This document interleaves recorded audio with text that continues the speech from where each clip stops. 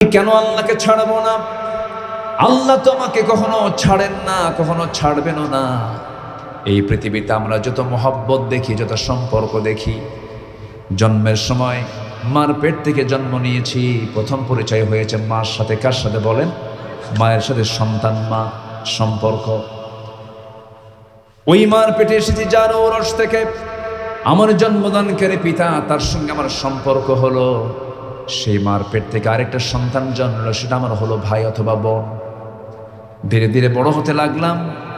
বড় হওয়ার পরে আবার নতুন সম্পর্ক তৈরির জন্য আল্লাহ বিধান দিলেন, বিয়েটা করা হলো। বিয়ের মধ্য দিয়ে আরেকটা মানুষ জীবন সঙ্গিনী হয়ে গেল, তার নাম হলো বউ। আবার সেই জায়গা থেকে আবার সন্তান চলে এলো, সম্পর্ক তৈরি হলো। এই সম্পর্কগুলো খুবই ক্ষণস্থায়ী, খুবই অল্প সময়ের জন্য, খুবই অল্প সময়ের জন্য এই সম্পর্কগুলো শুধু মৃত্যুর ফয়সালা হয়ে গেলে পরেই এই সমস্ত সম্পর্কগুলো কাট হয়ে যায়, সম্পর্কগুলো হেরে যায়, সম্পর্ক বিনাশ হয়ে যায়। আপনার সুন্দরী স্ত্রী বিয়ে করেছেন, এত আপনাকে ভালোবাসে, এক রাত না গেলে পরে ছটফট করে, স্বামী আমার তুমি কখন আসবে, দিওয়ানা হয়ে যায়। স্বামীর মধ্যে ভালোবাসা, স্ত্রীর মধ্যে ভালোবাসা, এই মুহাব্বত মাওয়াদ্দাত ওয়া রাহমা আল্লাহ দিয়ে দিয়েছেন। কিন্তু ভাই রে, আপনার স্ত্রী দুনিয়াতে থাকা অবস্থায় আপনি মাত্র 2 বছর আগে বিয়ে করেছেন। 2 বছর পরে হঠাৎ করে নেপালতলি থেকে গাবতলি যাবেন, নেপালতলি থেকে গাবতলি যাবেন, হঠাৎ করে দেখা গেল হোন্ডা অ্যাক্সিডেন্ট করে আপনি খাদে পড়ে মারা গেলেন। মারা যাওয়ার সঙ্গে সঙ্গেই বাড়িতে নিউজ চলে এলো, যে স্ত্রী আপনার প্রাণ প্রিয়া, সেই স্ত্রীটা সেই দিনের জন্য মারাত্মক কান্নায় ভেঙে পড়লো, সেন্সলেস হয়ে গেল, গলা ভেঙে গেল, খাওয়া বন্ধ হলো। কিন্তু প্রথম দিনের যে কান্না, তৃতীয় দিন কি সেই কান্না থাকে নাকি? চতুর্থ দিন সেই কান্না থাকে নাকি? কান্না ধীরে ধীরে থেমে যায়। সপ্তম দিনে দেখা যাবে একটু হাসি মুখ থেকে বের হচ্ছে। 14 দিনে পুরোপুরি হাসি বের হচ্ছে। 1 মাস, 2 মাস, 3 মাস, 4 মাস চলে গেল। সন্তান একটা হয়েছে আপনার, সন্তানটা এতিম হয়ে গেছে। কিন্তু শ্বশুর বাড়ির লোকজন, সে আপনার সুন্দরী বউটাকে নিয়ে চলে গেল বাড়িতে। 6-7 মাস পর দেখা গেল ওই তোমার শ্বশুর শাশুড়ি, ওই আপনার শ্বশুর শাশুড়ি আপনার স্ত্রীকে অন্য জায়গায় বিয়ে শাদী দিয়ে দিল। আপনার সুন্দরী স্ত্রী, আপনার মহব্বতের স্ত্রী অন্যের ঘরের বউ হয়ে গেল। নতুন স্বামী পাওয়ার পরে ওই বউটাই পরের দিন তার আব্বা আম্মাকে ফোন দিয়ে বলবে, আব্বা ভালো সিদ্ধান্ত তোমরা নিয়েছো, কারণ আগের স্বামীর চাইতে এই স্বামীটা আমার আরো ভালো। এই পৃথিবীর মায়ের কোনো দাম নাই, মহব্বতের কোনো মূল্যায়ন নাই। সব শেষ হয়ে যাবে, সব মহব্বত মাইনাস হয়ে যাবে। একমাত্র যার মহব্বতটা সব সময় থেকে যাবে, যার ভালোবাসা সর্বক্ষণ থেকে যাবে, যিনি জন্মেও আছেন, মৃত্যুতেও আছেন, কবরেও আছেন, মিজানেও আছেন, পুলসিরাতেও আছেন, সব জায়গায় আছেন, তিনি আমার কে? আসতে বলবেন না, তিনি আমার কে? আল্লাহ তাআলা। আল্লাহ আমাকে কখনো বাদ দেবেন না। এখন একটা প্রশ্ন করবো আপনাকে, বলুন তো, আমি আল্লাহকে বেশি ভালোবাসি না আল্লাহ আমাকে বেশি ভালোবাসেন? অনেকে চুপ করে আছে, হুজুর একটু চিন্তা করে ফেলি, আমাকে বেশি ভালোবাসেন আমি না আল্লাহ? কে আমাকে বেশি ভালোবাসেন? অনেকে চিন্তা আছে, বউ তো আমাকে বেশি ভালোবাসে না, মা আমাকে বেশি ভালোবাসেন না, পৃথিবীর কেউ না। আমাকে বেশি ভালোবাসেন যিনি, তিনি আমার। একটু চিল্লায় বলেন, তিনি আমার কে? মায়া করে সুন্দর 2টা চোখ দিয়েছেন। এই চোখ না থাকলে সুন্দরী বউ দেখতেন কেমন? সুন্দরী বউয়ের জন্য আপনি পাগল, আপনি সুন্দর চেহারা দেখে পাগল হয়ে গেছেন, কিন্তু চোখই নাই। তাহলে ওই সুন্দরের জন্য আপনি পাগল হলেন, যেই অস্ত্র দিয়া, যে মাধ্যম দিয়ে, যে চোখ দিয়া, সেই চোখ বানালেন কে? সেই চোখওয়ালা যিনি চোখ দিয়েছেন তার প্রতি মহব্বত বেশি দরকার, না যা দেখছেন তার প্রতি মহব্বত বেশি দরকার?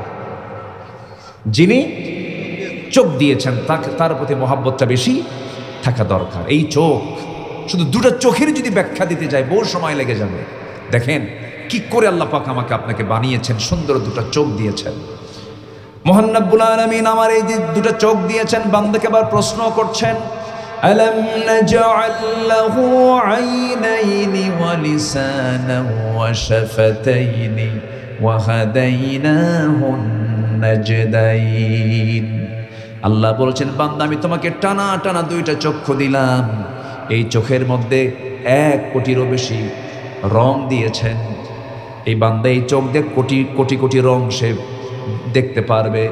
এত রঙের বাহার মানুষের চোখের মধ্যে আল্লাহ রাব্বুল আলামিন দিয়েছেন। কিছু কিছু রং বান্দা এখনো দেখেই নাই, অনেক রং দেখা বাদ আছে। জোরে করেন সুবহানাল্লাহ। প্রতি মিনিটে মানুষ গড়ে 15 থেকে 20 বার পলক ফেলে। এই পলক শুধু পড়েই না, বরং প্রতিটা বার পড়ার সময় অস্ত্র থেকে লিকুইড ছড়িয়ে দেয় পুরো চোখে। এর ফলে চোখটা থাকে আর্দ্র, ধুলাবালি ক্ষতিকর জীবাণুমুক্ত। পলক হলো চোখের প্রাকৃতিক ওয়াইফার, যা ঘুমের মধ্যেও চোখের সুরক্ষা নিশ্চিত করে। প্রতিদিন আমাদের চোখে গড়ে 1 মিলিলিটার অস্ত্র তৈরি করেন তিনি আমার কে। এই অস্ত্র কিন্তু, এই পানি কিন্তু মিঠাও না, এই পানি কিন্তু তিতাও না, এই পানিটা হলো কি? লবণ। বলেন কি? বলেন কি? লবণ। চোখের পানি লবণ। আবার আপনি কানের মধ্যে দেখবেন পিচ্ছিল পিচ্ছিল ময়লা ময়লা বের হয়, এটা কি লবণ নাকি? মিষ্টিও না, লবণও না, এটা হচ্ছে তিতা। এটা কি? তিতা, তিক্ত করে আল্লাহ পাক কানের মধ্যে কি দিয়েছেন? ওটা কি বলে এলাকায়? হ্যাঁ, কানের ময়লা কি বলে এলাকায়?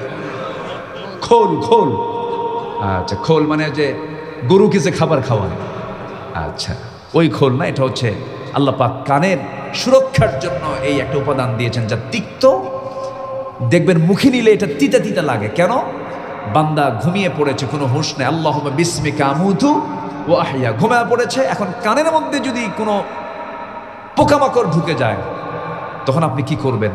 এটা তো বের করা কঠিন হয়ে যাবে। এজন্য কোনো পিঁপড়া, কোনো পোকামাকড় যদি ঢুকতে নেই, ঢোকা মাত্রই যখন ওই তিক্ত খোল যখন তার চোখে মুখে লেগে যায়, আর থাকতে পারে না, সে আপনি বের হয়ে চলে আসে। সুবহানাল্লাহ বলা যাবে না মনে হয়। আর যদি গুড়ের মতো মিষ্টি হতো, বলেন তাহলে কি হতো? যত পিঁপড়া আছে সব পিঁপড়া ঘুমের পরে কোথায় গিয়ে জমা হতো? তাহলে মিষ্টি আছে যেখানে, পিঁপড়া আছে সেখানে। তাহলে কানের যে উপাদান এটা দিয়েছেন মিষ্টি না তিতা, যেন কেউ না ঢুকতে পারে। আবার চোখের পানি কি করেছেন? বলেন মিষ্টি না লবণ? লবণ। মিষ্টি হলে সমস্যা হতো, মিষ্টি হলে পরে আইস হয়ে যেত। আপনি হয়তো তাপমাত্রা _20, আমার দেশে যেমন তাপমাত্রা আছে, কিছু কিছু দেশে আন্ডার কোনো তাপমাত্রাই নাই, -20 -11 এই সমস্ত এলাকায় যখন আপনি যেতেন, চোখের পানি যদি লবণ না হয়ে যদি মিষ্টি হতো, ফ্রিজ হয়ে যেত, বরফ হয়ে চোখটা ফিক্সড হতো, এদিকেও তাকাতেন না ওদিকেও তাকাতেন, খালি এরকম করে তাকাতেন, বেকায়দা হয়ে যেত। আল্লাহ রাব্বুল আলামিন এই চোখের পানিকে লবণ করে দিয়েছেন, আবার পেছনে মেশিন সেট করে দিয়েছেন। লবণ দিয়েছেন কেন? লবণ এই জন্য দিয়েছেন বান্দারে যে কোনো জীবাণু ধ্বংস করার জন্য। লবণের চাইতে শ্রেষ্ঠ উপাদান মলম এই দুনিয়া তার দ্বিতীয়টা নাই। যেরকম সুবহানাল্লাহ, আরো যেরকম সুবহানাল্লাহ। এই অস্ত্রের মধ্যে থাকে হলো লাইসোজাইম নামের এক প্রাকৃতিক অ্যান্টিবায়োটিক, যা চোখকে ব্যাকটেরিয়ার আক্রমণ থেকে রক্ষা করে। যখন হৃদয় বেদনায় ভারাক্রান্ত হয়, আত্মা যখন আল্লাহর ভয় ভালোবাসায় কাঁপে, তখন সেই অস্ত্র গড়ে গালের উপর দিয়ে বান্দা কাঁদতে থাকে। এই অস্ত্র আবার চোখের বাইরের অংশে পুষ্টি অক্সিজেন সরবরাহ করে, কারণ কর্নিয়াতে রক্তনালী থাকে না, তাই চোখের জল চোখকে রক্ষা করে, শুকিয়ে যাওয়া ক্ষয় ব্যাকটেরিয়া স্বপ্ন সংক্রমণ থেকে রক্ষা করে। আল্লাহ রাব্বুল আলামিন এত সুন্দর করে চোখ বানিয়েছেন, বান্দা এই দুটা চোখ দিয়ে তুই আমার সৃষ্টি দেখবি, আর মুখ দিয়ে বলবি আলহামদুলিল্লাহি রাব্বিল আলামিন। সবাই বলেন আলহামদুলিল্লাহি রাব্বিল আলামিন। আল্লাহু আকবার বলেন। তাহলে আমাকে ভুলেন না যিনি, কখনো ভুলবেন না যিনি, তিনি আমার কে? আসতে বলবেন না, তিনি আমার কে? আল্লাহ। তাহলে আমরা কি আল্লাহকে ভুলতে পারি? আমরা কি আল্লাহকে ভুলতে পারি? আল্লাহকে ভোলা যাবে? যে আল্লাহকে ভুলে যায় তার চেয়ে পোড়া কপাল আর কেউ আছে? কেউ না। আল্লাহ আমাকে কি দেননি, সব দিয়ে দিয়েছেন। কথায় কথা বাড়ে, তাহলে এক নর এবং নারী থেকে সৃষ্টি করেছেন, তিনি আমার কে? আসতে বলবেন না, তিনি আমার কে? আল্লাহ পাক। কিন্তু এক নর নারী থেকে সৃষ্টি করার পরেও পৃথিবীর সকল মানুষের ভাষা একরকম না ভিন্ন রকম? বলেন একরকম না ভিন্ন রকম? ভিন্ন রকম। ভিন্ন রকম কেন করলেন? কি জন্য করলেন? وَجَعَلْنَاكُمْ شُعُوبًا وَقَبَائِلَ لِتَعَارَفُوا إِنَّ أَكْرَمَكُمْ عِندَ اللَّهِ أَتْقَاكُمْ। বিভিন্ন গোত্রে গোত্রে বিভিন্ন জাতিতে বিভক্ত করেছি যাতে তোমরা একে অপরকে চিনতে পারো। এই তো গত কয়েকদিন আগে, মাসখানেক হয় নাই, গোটা পৃথিবীর সবচেয়ে বড় বৃহৎ জনসংখ্যার একটা দেশে এত জনগণ পৃথিবীতে আর দ্বিতীয় কোনো দেশে নাই, গণচীন। চীনে গিয়েছিলাম, সেখানে গিয়েও দেখি এক গাবতলের এক ভাইয়ের সঙ্গে দেখা। আমারে দেখে জোরে ধরে বলে, হুজুর আমি আপনার খুব ভক্ত, বাড়ি কোথায়? গাবতলি। ওই গাবতলি কই আছে? এখানে আসছে আবার। আচ্ছা। সেই চীনে যাওয়ার পর প্রায় 150 কোটি মানুষ সে দেশে, বেশি হবে। এই মানুষগুলোকে আল্লাহ রাব্বুল আলামিন আমার দেশের মানুষের আকৃতির মতো করেছেন না। তাদের নাকটা বোচা, চোখটা ছোট, মানে চোখও এবং নাকে একটু মায়ের খাওয়া বুঝলেন তো নাকি? মানে চোখও ছোট, নাকও খাটো, কিন্তু কালার আবার খুব উজ্জ্বল, এক সাইজের। ভাষা যখন তারা কথা বলে মনে হয় গন্ডগোল লাগছে, বোঝার কায়দায় নেই। তারা কি আদম সন্তান নয়? তারাও আদম সন্তান, সাদা চামড়া। আবার আপনি নাইজেরিয়ার দিকে চলে যান, আফ্রিকার দিকে চলে যান, ওই সমস্ত অঞ্চলের মানুষগুলো এত ঘন কালো। এই যে মাত্র 7 দিন আগে মদিনায় ছিলাম, মক্কায় ছিলাম। মক্কা এবং মদিনা এমন একটা ট্রানজিট পয়েন্ট, গোটা পৃথিবীর মানুষ এখানে খুঁজে পাওয়া যায়। গোটা পৃথিবী থেকে মানুষ এখানে ওমরা করার জন্য আসে, হজ করার জন্য আসে, সফরে আসে, জিয়ারায় আসে। নানা বিচিত্র মানুষগুলো, বিভিন্ন ভাষার, বিভিন্ন গোত্রের, বিভিন্ন জাতির। কেন করলেন? অথচ আমাদের মা কয়জন, আমাদের বাবা কয়জন? একজন। কেন করলেন? এই জন্য করলেন লিতাআরাফু, যেন তোমরা একে অপরকে চিনতে পারো, বুঝতে পারো এটা চীন, এটা জার্মান, এটা ফ্রান্স, এটা আমেরিকা, এটা ইউরোপ। আল্লাহ পাক নিজেই ভাগ করে দিয়েছেন। 10 মাইল পর পর মানুষের ভাষার পরিবর্তন হয়ে যায়। এই যে বগুড়া জেলার গাবতলী থানা, এখানকার ভাষা, আবার দুপচাচিয়া নামক একটা উপজেলা আছে, সেই ভাষাকে একরকম না 2 রকম? 2 রকম। আবার আপনি সারিয়াকান্দির ওই ভাটির দিকের ভাষার সাথে শেরপুর ধনর থানার কি ভাষার মিল আছে নাকি? হয়তো একটু মিল আছে, কিন্তু টানের কম বেশি আছে না নাই? আস। দুপচাচিয়ার মানুষ গরুকে আপনি বলে আর বাপকে তুই বলে। গরুকে বলে কে গরু, আপনি খাবিন তো খাবিন, না খাবিন তো গুদগুদাবিন না। আর বাপকে বলে বাপ তুই কুটি গেছিল, বাপকে তুই বলে আর গরুকে আপনি বলে। এই যে ভাষার বিচিত্রতা, কেন? একটা মানুষ হা করা মাত্র আপনি টের পাবেন যেটা কোন অঞ্চলের মানুষ। গত পরশুদিন আমার চট্টগ্রামে মাহফিল ছিল, চট্টগ্রাম মেইন প্রপারে মাহফিল ছিল। সেই চট্টগ্রামের ভাষায় যদি আমি এখন কথা বলা শুরু করি, 1%ও বুঝবেন না আপনারা, এত জটিল। দেশ কি ভিন্ন না একই দেশ? একই দেশ। তো এই যে ভাষাগুলোকে আল্লাহ পাক কেন চেঞ্জ করেছেন? এগুলো পাসওয়ার্ড করে দিয়েছেন, আঞ্চলিক পাসওয়ার্ড। দুপচাচিয়া এমন, আদম দেখি এমন, গাবতলী এমন, শেরপুর এমন, শাহজাহানপুর এমন। আপনি ভাবতেছেন যে শাহজাহানপুরের সঙ্গে আপনার মিল আছে না, একটু যাবেন দেখবেন যে ভাষা একটু চেঞ্জ হয়ে গেছে। এই যে ডিফারেন্স, এটা করেছেন কেন? যেন তোমরা একে অপরকে চিনতে পারো, এটা কোন জাত, এটা কোন গোত্র, এটা কোন দেশ। আল্লাহ পাক এটাকে বিভিন্ন ভাগে বিভক্ত করেছেন। তবে আল্লাহ পাক বলছেন বংশগত, জাতিগত কৌলিন্য দিয়ে আমার নৈকট্য হাসিল সম্ভব নয়। আমার নৈকট্য হাসিলের জন্য যে গুণ তোমাদের থাকতে হবে, সেই গুণ হচ্ছে সবচেয়ে আমি আল্লাহ, আমাকে ভয় করতে হবে। যেরকম সুবহানাল্লাহ। যদি বংশগত মর্যাদা দিয়ে যদি মানুষের মূল্যায়ন হতো, বেলাল কি মালিক না গোলাম? বলেন বলেন, বেলাল মালিক না গোলাম? শুধু গোলাম না, গোলাম জাদা, বলেন গোলাম জাদা গোলাম, বাপও গোলাম ছিল। সামাজিক কোনো মর্যাদা ছিল না, কোন গুণ, সামাজিক কোনো বিশেষ কোনো পরিচয় তার ছিল না, এবং বাহ্যিকভাবে চেহারারও কোনো সৌন্দর্য ছিল না। শুধু কালো না, চেহারার যে স্ট্রাকচার এটাও সুন্দর ছিল না। মাথার চুলগুলো ছিল খাড়া খাড়া, দুটো ঠোঁট ছিল মোটা মোটা, নিচের ঠোঁট মোটার চোটে নিচের দিকে নেমে আসতো, নিচে হেলে পড়ত। দাঁতগুলো ছিল ফাঁকা ফাঁকা, নাকটা ছিল বোঁচা, পাহাড়ের মতো বিশাল বডি ছিল সাইয়্যিদনা বেলাল বিন রাবাহ রাদিয়াল্লাহু তাআলা আনহু। কিন্তু আল্লাহ তাআলা তার চেহারা দেখেছেন, বংশ দেখেছেন, জাতি দেখেছেন, না তাকওয়া দেখেছেন? বলেন কি দেখেছেন? তাকওয়া দেখেছেন। আমি আজকে যে পয়েন্টে কথা বলতে চাই সেটা হলো, আমরা আল্লাহর রহমত ছাড়া কেউ কি নাজাত পাবো? আসতে বলে কেউ কি নাজাত পাবো? তাহলে কার রহমত দরকার? আসতে বলবেন না, কার রহমত দরকার? আল্লাহ।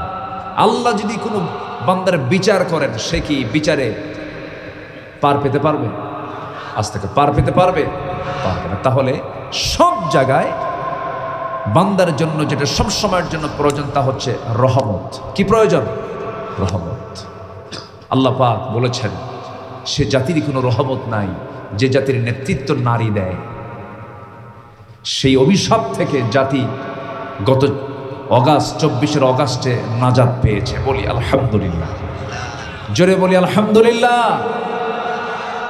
সম্মানিত ভাইয়েরা, সম্মানিত বন্ধুগণ, অনেক কথা আছে, উঠতে একটু দেরি হলো। আমাকে সকালবেলা না করা হয়েছে, আমাকে কমিটি বলেই ফেলেন, হুজুর এমন বৃষ্টি, ক্যাটস অ্যান্ড ডগস, মুষলধারে বৃষ্টি, উপায় নাই মাহফিল করার। তাই আমি বললাম তাহলে কি করা যায়? তাহলে 2-3 দিন পর এই প্যান্ডেলেই, এই সামেনাতে আপনারা দিনের বেলা একটা মাহফিল করে ফেলুন। হুজুর আল্লাহ ভরসা, আজকে রাতে যে অবস্থায় হোক না কেন মাহফিল আমরা চালায় নেব। আল্লাহ কবুল করে নিয়েছেন। বলি আলহামদুলিল্লাহ, জোরে বলি আলহামদুলিল্লাহ। তো আমি আসলাম আমার দেশেই, আমার জেলাতেই, কিন্তু এই এলাকার নাম হয়ে গেল নেপাল। নেপাল তো একটা দেশ, জানেন না আপনারা? এই সার্কের একটা দেশ না নেপাল? ভুটান, নেপাল, শ্রীলঙ্কা, এই তো ভারতের আশপাশে আমাদের মতো একটা নেপাল। আর এটা কি? নেপালের তলি। নেপালের, আচ্ছা ঠিক আছে, ইউনিয়ন কোনটা?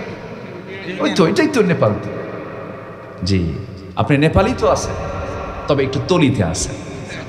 আচ্ছা, যাই হোক, সম্মানিত ভাইয়েরা, তাহলে আমাদের সবার আগে কার রহমত দরকার বলেন তো? সবাইকে রহমত নিতে চান? সবাইকে রহমত নিতে চান? আমার নবীজি শুধু মেরাজের রাত্রিতে তার দুটো পায়ের পদচারণা হয়েছিল একটা জনপদ দিয়ে। মসজিদে হারাম থেকে মসজিদে আকসা পর্যন্ত তিনি একটা ইসরা করেছেন, রাত্রি ভ্রমণ করেছিলেন। আল্লাহ পাক ওয়াবারাকনা হাওলাহু, যেদিক দিয়ে তিনি গিয়েছেন তার চতুর্পার্শ্ব দিয়ে আল্লাহ পাক রহমত দিয়ে ভরপুর করে দিয়েছেন। তাহলে রহমতের জন্য, আল্লাহর রহমত পাওয়ার জন্য একজন রহমতের মানুষ লাগবে, একজন রহমত প্রাপ্ত একজন বান্দার সহযোগিতা লাগবে, তাকে লাগবে। তিনি কে? মুহাম্মদুর রাসূলুল্লাহ। আমার আল্লাহর পরিচয়টা কি? যারা পারেন ঠোঁট মিলিয়ে আওয়াজ দিয়ে দিয়ে বলুন আলহামদুলিল্লাহি রাব্বিল আলামিন। আর আমার নবীর পরিচয় হলো ওয়ামা আরসালনাকা ইল্লা রাহমাতাল লিল আলামিন। জোরে বলুন আল্লাহু আকবার। আমার আল্লাহ হলেন গোটা বিশ্ববাসীর তিনি রব, গোটা বিশ্ব জগতের তিনি রব। আর আমার নবীকে আল্লাহ পাক গোটা বিশ্ব জগতের জন্য রহমত করে পাঠিয়েছেন। জোরে বলুন সুবহানাল্লাহ। আল্লাহর রহমত পাওয়ার জন্য রহমতের নবীকে ধরার দরকার আছে না নাই? আসতে বলে রহমতের নবীকে ধরার দরকার আছে না নাই? রাহমাতুল লিল আলামিনকে ধরার দরকার আছে না নাই? শুধু তিনি মক্কা মুকাররমা থেকে মসজিদুল আকসায় শুধু ইসরা করেছিলেন। সুবহানাল্লাযী আসরা বিআবদিহি লাইলাম মিনাল মাসজিদিল হারামি ইলাল মাসজিদিল আকসাল্লাযী বারাকনা হাওলাহু লিনুরিয়াহু মিন আয়াতিনা। জোরে বলুন আল্লাহু আকবার। শুধু ইসরা করার ফলাফল আল্লাহ রাব্বুল আলামিন আজকে গোটা পৃথিবীর মানুষ দেখতেছে সবচেয়ে বেশি তেল কোন এলাকায় বেশি বলেন? ওই অঞ্চল দিয়ে, যে অঞ্চল দিয়ে রাসূল ইসরা করেছেন, যে দিকে রাসূল রাত্রি ভ্রমণ করেছেন, এত বরকত এত নিয়ামতে ধন্য করেছেন আমার রাসূলকে। সে রাসূলকে আমরা পেয়েছি নবী হিসাবে। তাহলে আল্লাহর রহমত পাওয়ার জন্য রাহমাতুল লিল আলামিনের প্রতি মহব্বত থাকার দরকার আছে না নাই? আসতে বলবেন না, আছে না নাই? আচ্ছা, মাঝখান থেকে যাওয়ার লাইন কেন, কি ব্যাপার? এরা কারা? ছাত্র, মাদ্রাসার ছাত্র। জি, তাদেরকে আটকানো যাবে না। অসম্ভব কেন জানেন? হুজুরের একটা সিগন্যাল পাইছে, শেষ সাথে উঠতে হবে। হিফজের যারা ছাত্র তারা শেষ সাথে উঠে তারা নতুন সবক তৈরি করবে। এর জন্য তাদের নির্দিষ্ট একটা টাইম মেনটেন করে চলতে হয়। আমি হাজারো বার আমি বলি না কেন, হুজুরের একটা চোখের ইশারায় যথেষ্ট।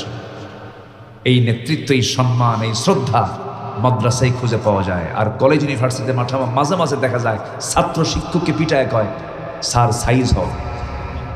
ঠিক কিনা বলেন? মাঝে মাঝে কয়। দেখেন না, কয়েকদিন আগে ডাকসুতে ইলেকশন হয়ে গেল। ডাকসুর ইলেকশনে একটা ইউনিভার্সিটির ভিসিকে টেবিল থাপলায়া বেয়াদবের মতো উক্তি করে তার সঙ্গে কথা বলছে। এটা আপনি কোনো মাদ্রাসায় পাবেন না। কেন পাবেন না? মাদ্রাসার যে শিক্ষাটা দেওয়া হয়, কোরআন সন্তানকে আদব ওয়ালা বানায়। জোরে বলে সুবহানাল্লাহ, জোরে বলেন সুবহানাল্লাহ। অথচ এই কোরআনের এই শিক্ষাটা প্রত্যেকটা শিক্ষাঙ্গনে যদি ঢুকিয়ে দেওয়া হতো, এই জাতি হয়ে যেত পৃথিবীর একটা শ্রেষ্ঠ জাতি, সভ্য জাতিতে রূপ নিত। তা না করে আমরা, একটু দুঃখজনক হলেও সত্য একটু বলতে চাচ্ছি, আমরা ভরাক্রান্ত হৃদয় নিয়ে বলতে চাই, নতুন একটি অভ্যন্তরীণ কি বলে অন্তর্বর্তীকালীন একটা সরকার নতুন করে আসলো, যেটাকে আমরা নাম দিয়েছিলাম বিপ্লবী সরকার। সেই সরকারের অধীনে একটি প্রজ্ঞাপন জারি করা হলো, 60,000 সঙ্গীতের শিক্ষক নিয়োগ দেওয়া হয়েছে। সঙ্গীতের শিক্ষক নিয়োগ দিয়ে তো জাতির চরিত্র ভালো করা যাবে না। শিক্ষক নিয়োগ করতে হবে, কোরআনের শিক্ষক নিয়োগ করতে হবে শিক্ষাঙ্গনে। এখান থেকে প্রমাণ হয় আমার দেশে এখনো সিপাই বিভিন্ন জায়গায় নাস্তিক চক্র অবশ্যই আছে না নয়? সতর্ক থাকতে হবে, আমাদের পাহারা দিতে হবে। এই দেশকে সুন্দর করে আমরা সাজাতে চাই, কারো তৈরি করা বিধান দিয়ে নয়, আল্লাহর কালাম দিয়ে। জোরে বলি ইনশাআল্লাহ। দেখলাম তো মানুষের বিধান দিয়ে, দেখলাম না? 54 বছরও দেখেছি। আইয়ুব করেছে শাসন, মুজিব দিয়েছে ভাষণ। এরশাদ কেটেছে খাল, নাকি জিয়া কেটেছে খাল, এরশাদ এর তো তাল বেতাল। সব দেখা শেষ। আগামীর দেশ আমরা দেখতে চাই কোরআন সুন্নাহর বাংলাদেশ। রাজি আছেন কারা কারা? হাত উঁচু করে দেখান মুসলমান।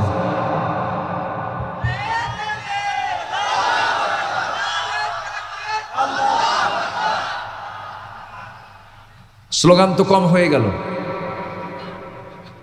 দেন না স্লোগান। আল্লাহর নাম নিতে এত কৃপণতা করেন কেন?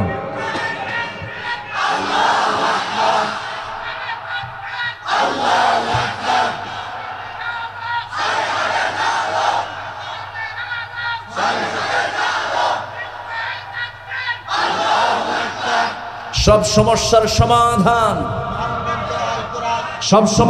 সমাধান বিশ্বাস হয়। সবার কি বিশ্বাস হয়? এটাকে আমরা বাস্তবে রূপ দেব। জোরে বলি ইনশাআল্লাহ, আর জোরে বলি ইনশাআল্লাহ। রহমত পাবো কার? রহমত পাবো কার? আর যদি তা না করেন আরেক অশান্তি চেপে আসবে, আমরা আরেক ভূত চাপবে। যে ভূত 16 বছর চেপেছিল জাতির উপরে, সেই ভূত আবার চেপে বসবে, আবার চেপে বসবে, আবার চেপে বসবে। আমরা আল্লাহর সৃষ্টি, আমাকে আল্লাহ সৃষ্টি করেছেন, আমার দায়িত্ব হলো আল্লাহর আইনই আমার মেনে চলা। আসতে কোন কেন? আসতে কোন কেন? সবাই রাজি আছেন তো? রহমত নাজিল করবেন কে? বরকত দিয়ে ধন্য করবেন কে? শান্তি দিবেন কে? আল্লাহ পাক। তা যদি না করেন, আল্লাহ তাও বলছেন ইল্লা তানফিরু يعذبكم عذابا أليما ويستبدل قوما غيركم ولا تضروه شيئا। পালাবেন, অন্যদিকে যাবেন, অন্য কোন আইন কানুন মেনে চলবেন, এমন একটা জাতি তোমাদের উপরে চাপায়া দেব, তাদের কোনো ক্ষতি করতে পারবে না। অশান্তি আবার তোমাদের বহন করতে হবে, অশান্তির আগুনে দাও দাও করে জ্বলতে হবে। এই জন্য আমার বন্ধুগণ, আল্লাহ রাব্বুল আলামিন তার পেয়ারা হাবিবকে, তার রাসূলকে দুনিয়াতে কেন পাঠিয়েছেন? কোরআনকে প্রশ্ন করুন, কোরআন সুন্দর করে জবাব দিচ্ছে। হে রাসূল, আমি আপনাকে কেন পাঠালাম? দু জায়গায় আসছে এই কথাটা, একই কথা। যারা পারেন ঠোঁট মিলিয়ে বলুন, হুয়াল্লাযী আরসালা রাসূলাহু বিল হুদা ওয়া দীনিল হক লিইয়ুযহিরাহু আলাদ-দীনি কুল্লিহি ওয়া কাফা বিল্লাহি শাহীদা ওয়ালাউ কারিহাল মুশরিকুন। জোরে বলুন আল্লাহু আকবার। হে রাসূল, আমি আপনাকে পাঠিয়েছি কি জন্য?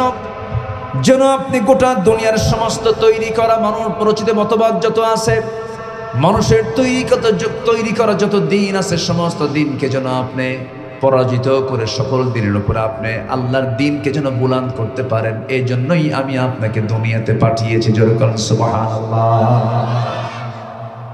রাসূল নাগরিক থাকবেন আর আবু জেহেল দেশ চালাবে, এটা কি হয়? আস্তে কয়। আবু জেহেল রাষ্ট্র চালাবে আর রাসূল তার নাগরিক হয়ে থাকবেন, এটা কি মানায়? আলেম ওলামারা দেশের নাগরিক হবে আর চোর বাটপাররা দেশের করতে হবে, এটা মানায় না, মানায় না, মানায় না, এটা মানায় না। রাসূল নাগরিক হয়ে থাকবেন আর আবু লাহাবরা দেশ চালাবে, এটা যেমন অসম্ভব, সমাজের, জাতির, গোটা পৃথিবীর শ্রেষ্ঠ সন্তান আলেম ওলামারা সাধারণ নাগরিক হয়ে থাকবে আর তাদের উপরে চোর বাটপাররা নেতৃত্ব দেবে, এটা মানানসই হতে পারে না। কষ্ট পাচ্ছেন মনে হয়? আলোচনা চালাই, জোরে বলি ইনশাআল্লাহ। তাহলে গাবতলির নেপাল তলি, তলি আর ফুরালো না, গাবেরও তলি, নেপালেরও তলি। জি ঠিক আছে। তাহলে আমরা রহমত যদি আল্লাহর পেতে চাই, আমরা কোরআন থেকে আমরা কিছু উপায় বের করি, কিছু উপায় আমরা বের করি। এক নম্বর হচ্ছে আমরা তাকওয়া অবলম্বন করলে রহমত পাবো কার? রহমত পাবো কার? তো সেই উপায়গুলো মোটামুটি আমি কোরআন থেকে যতটুকু খুঁজে মুক্তা বের করার চেষ্টা করেছি। 15টা উপায়ে আমরা আল্লাহর রহমত পাবো। 15টা উপায়। কয়টা উপায় বলেন তো? 15টা উপায় আমি খুঁজে বের করে যতটুকু পারছি বলার চেষ্টা করছি। এর মধ্যে 1 নম্বর বলে ফেললাম, আমরা তাকওয়া অবলম্বন করব, কাউকে ভয় করব না। ভয় করতেই যদি হয়, ভয় করতেই হবে একমাত্র কাকে? আসতে বলবেন না, কাকে? আল্লাহকে। আল্লাহকে ভয় করতে হবে। আল্লাহর ভয় যার মধ্যে আছে, পৃথিবীর ভয় তাকে কখনো পরাজিত করতে পারবে না।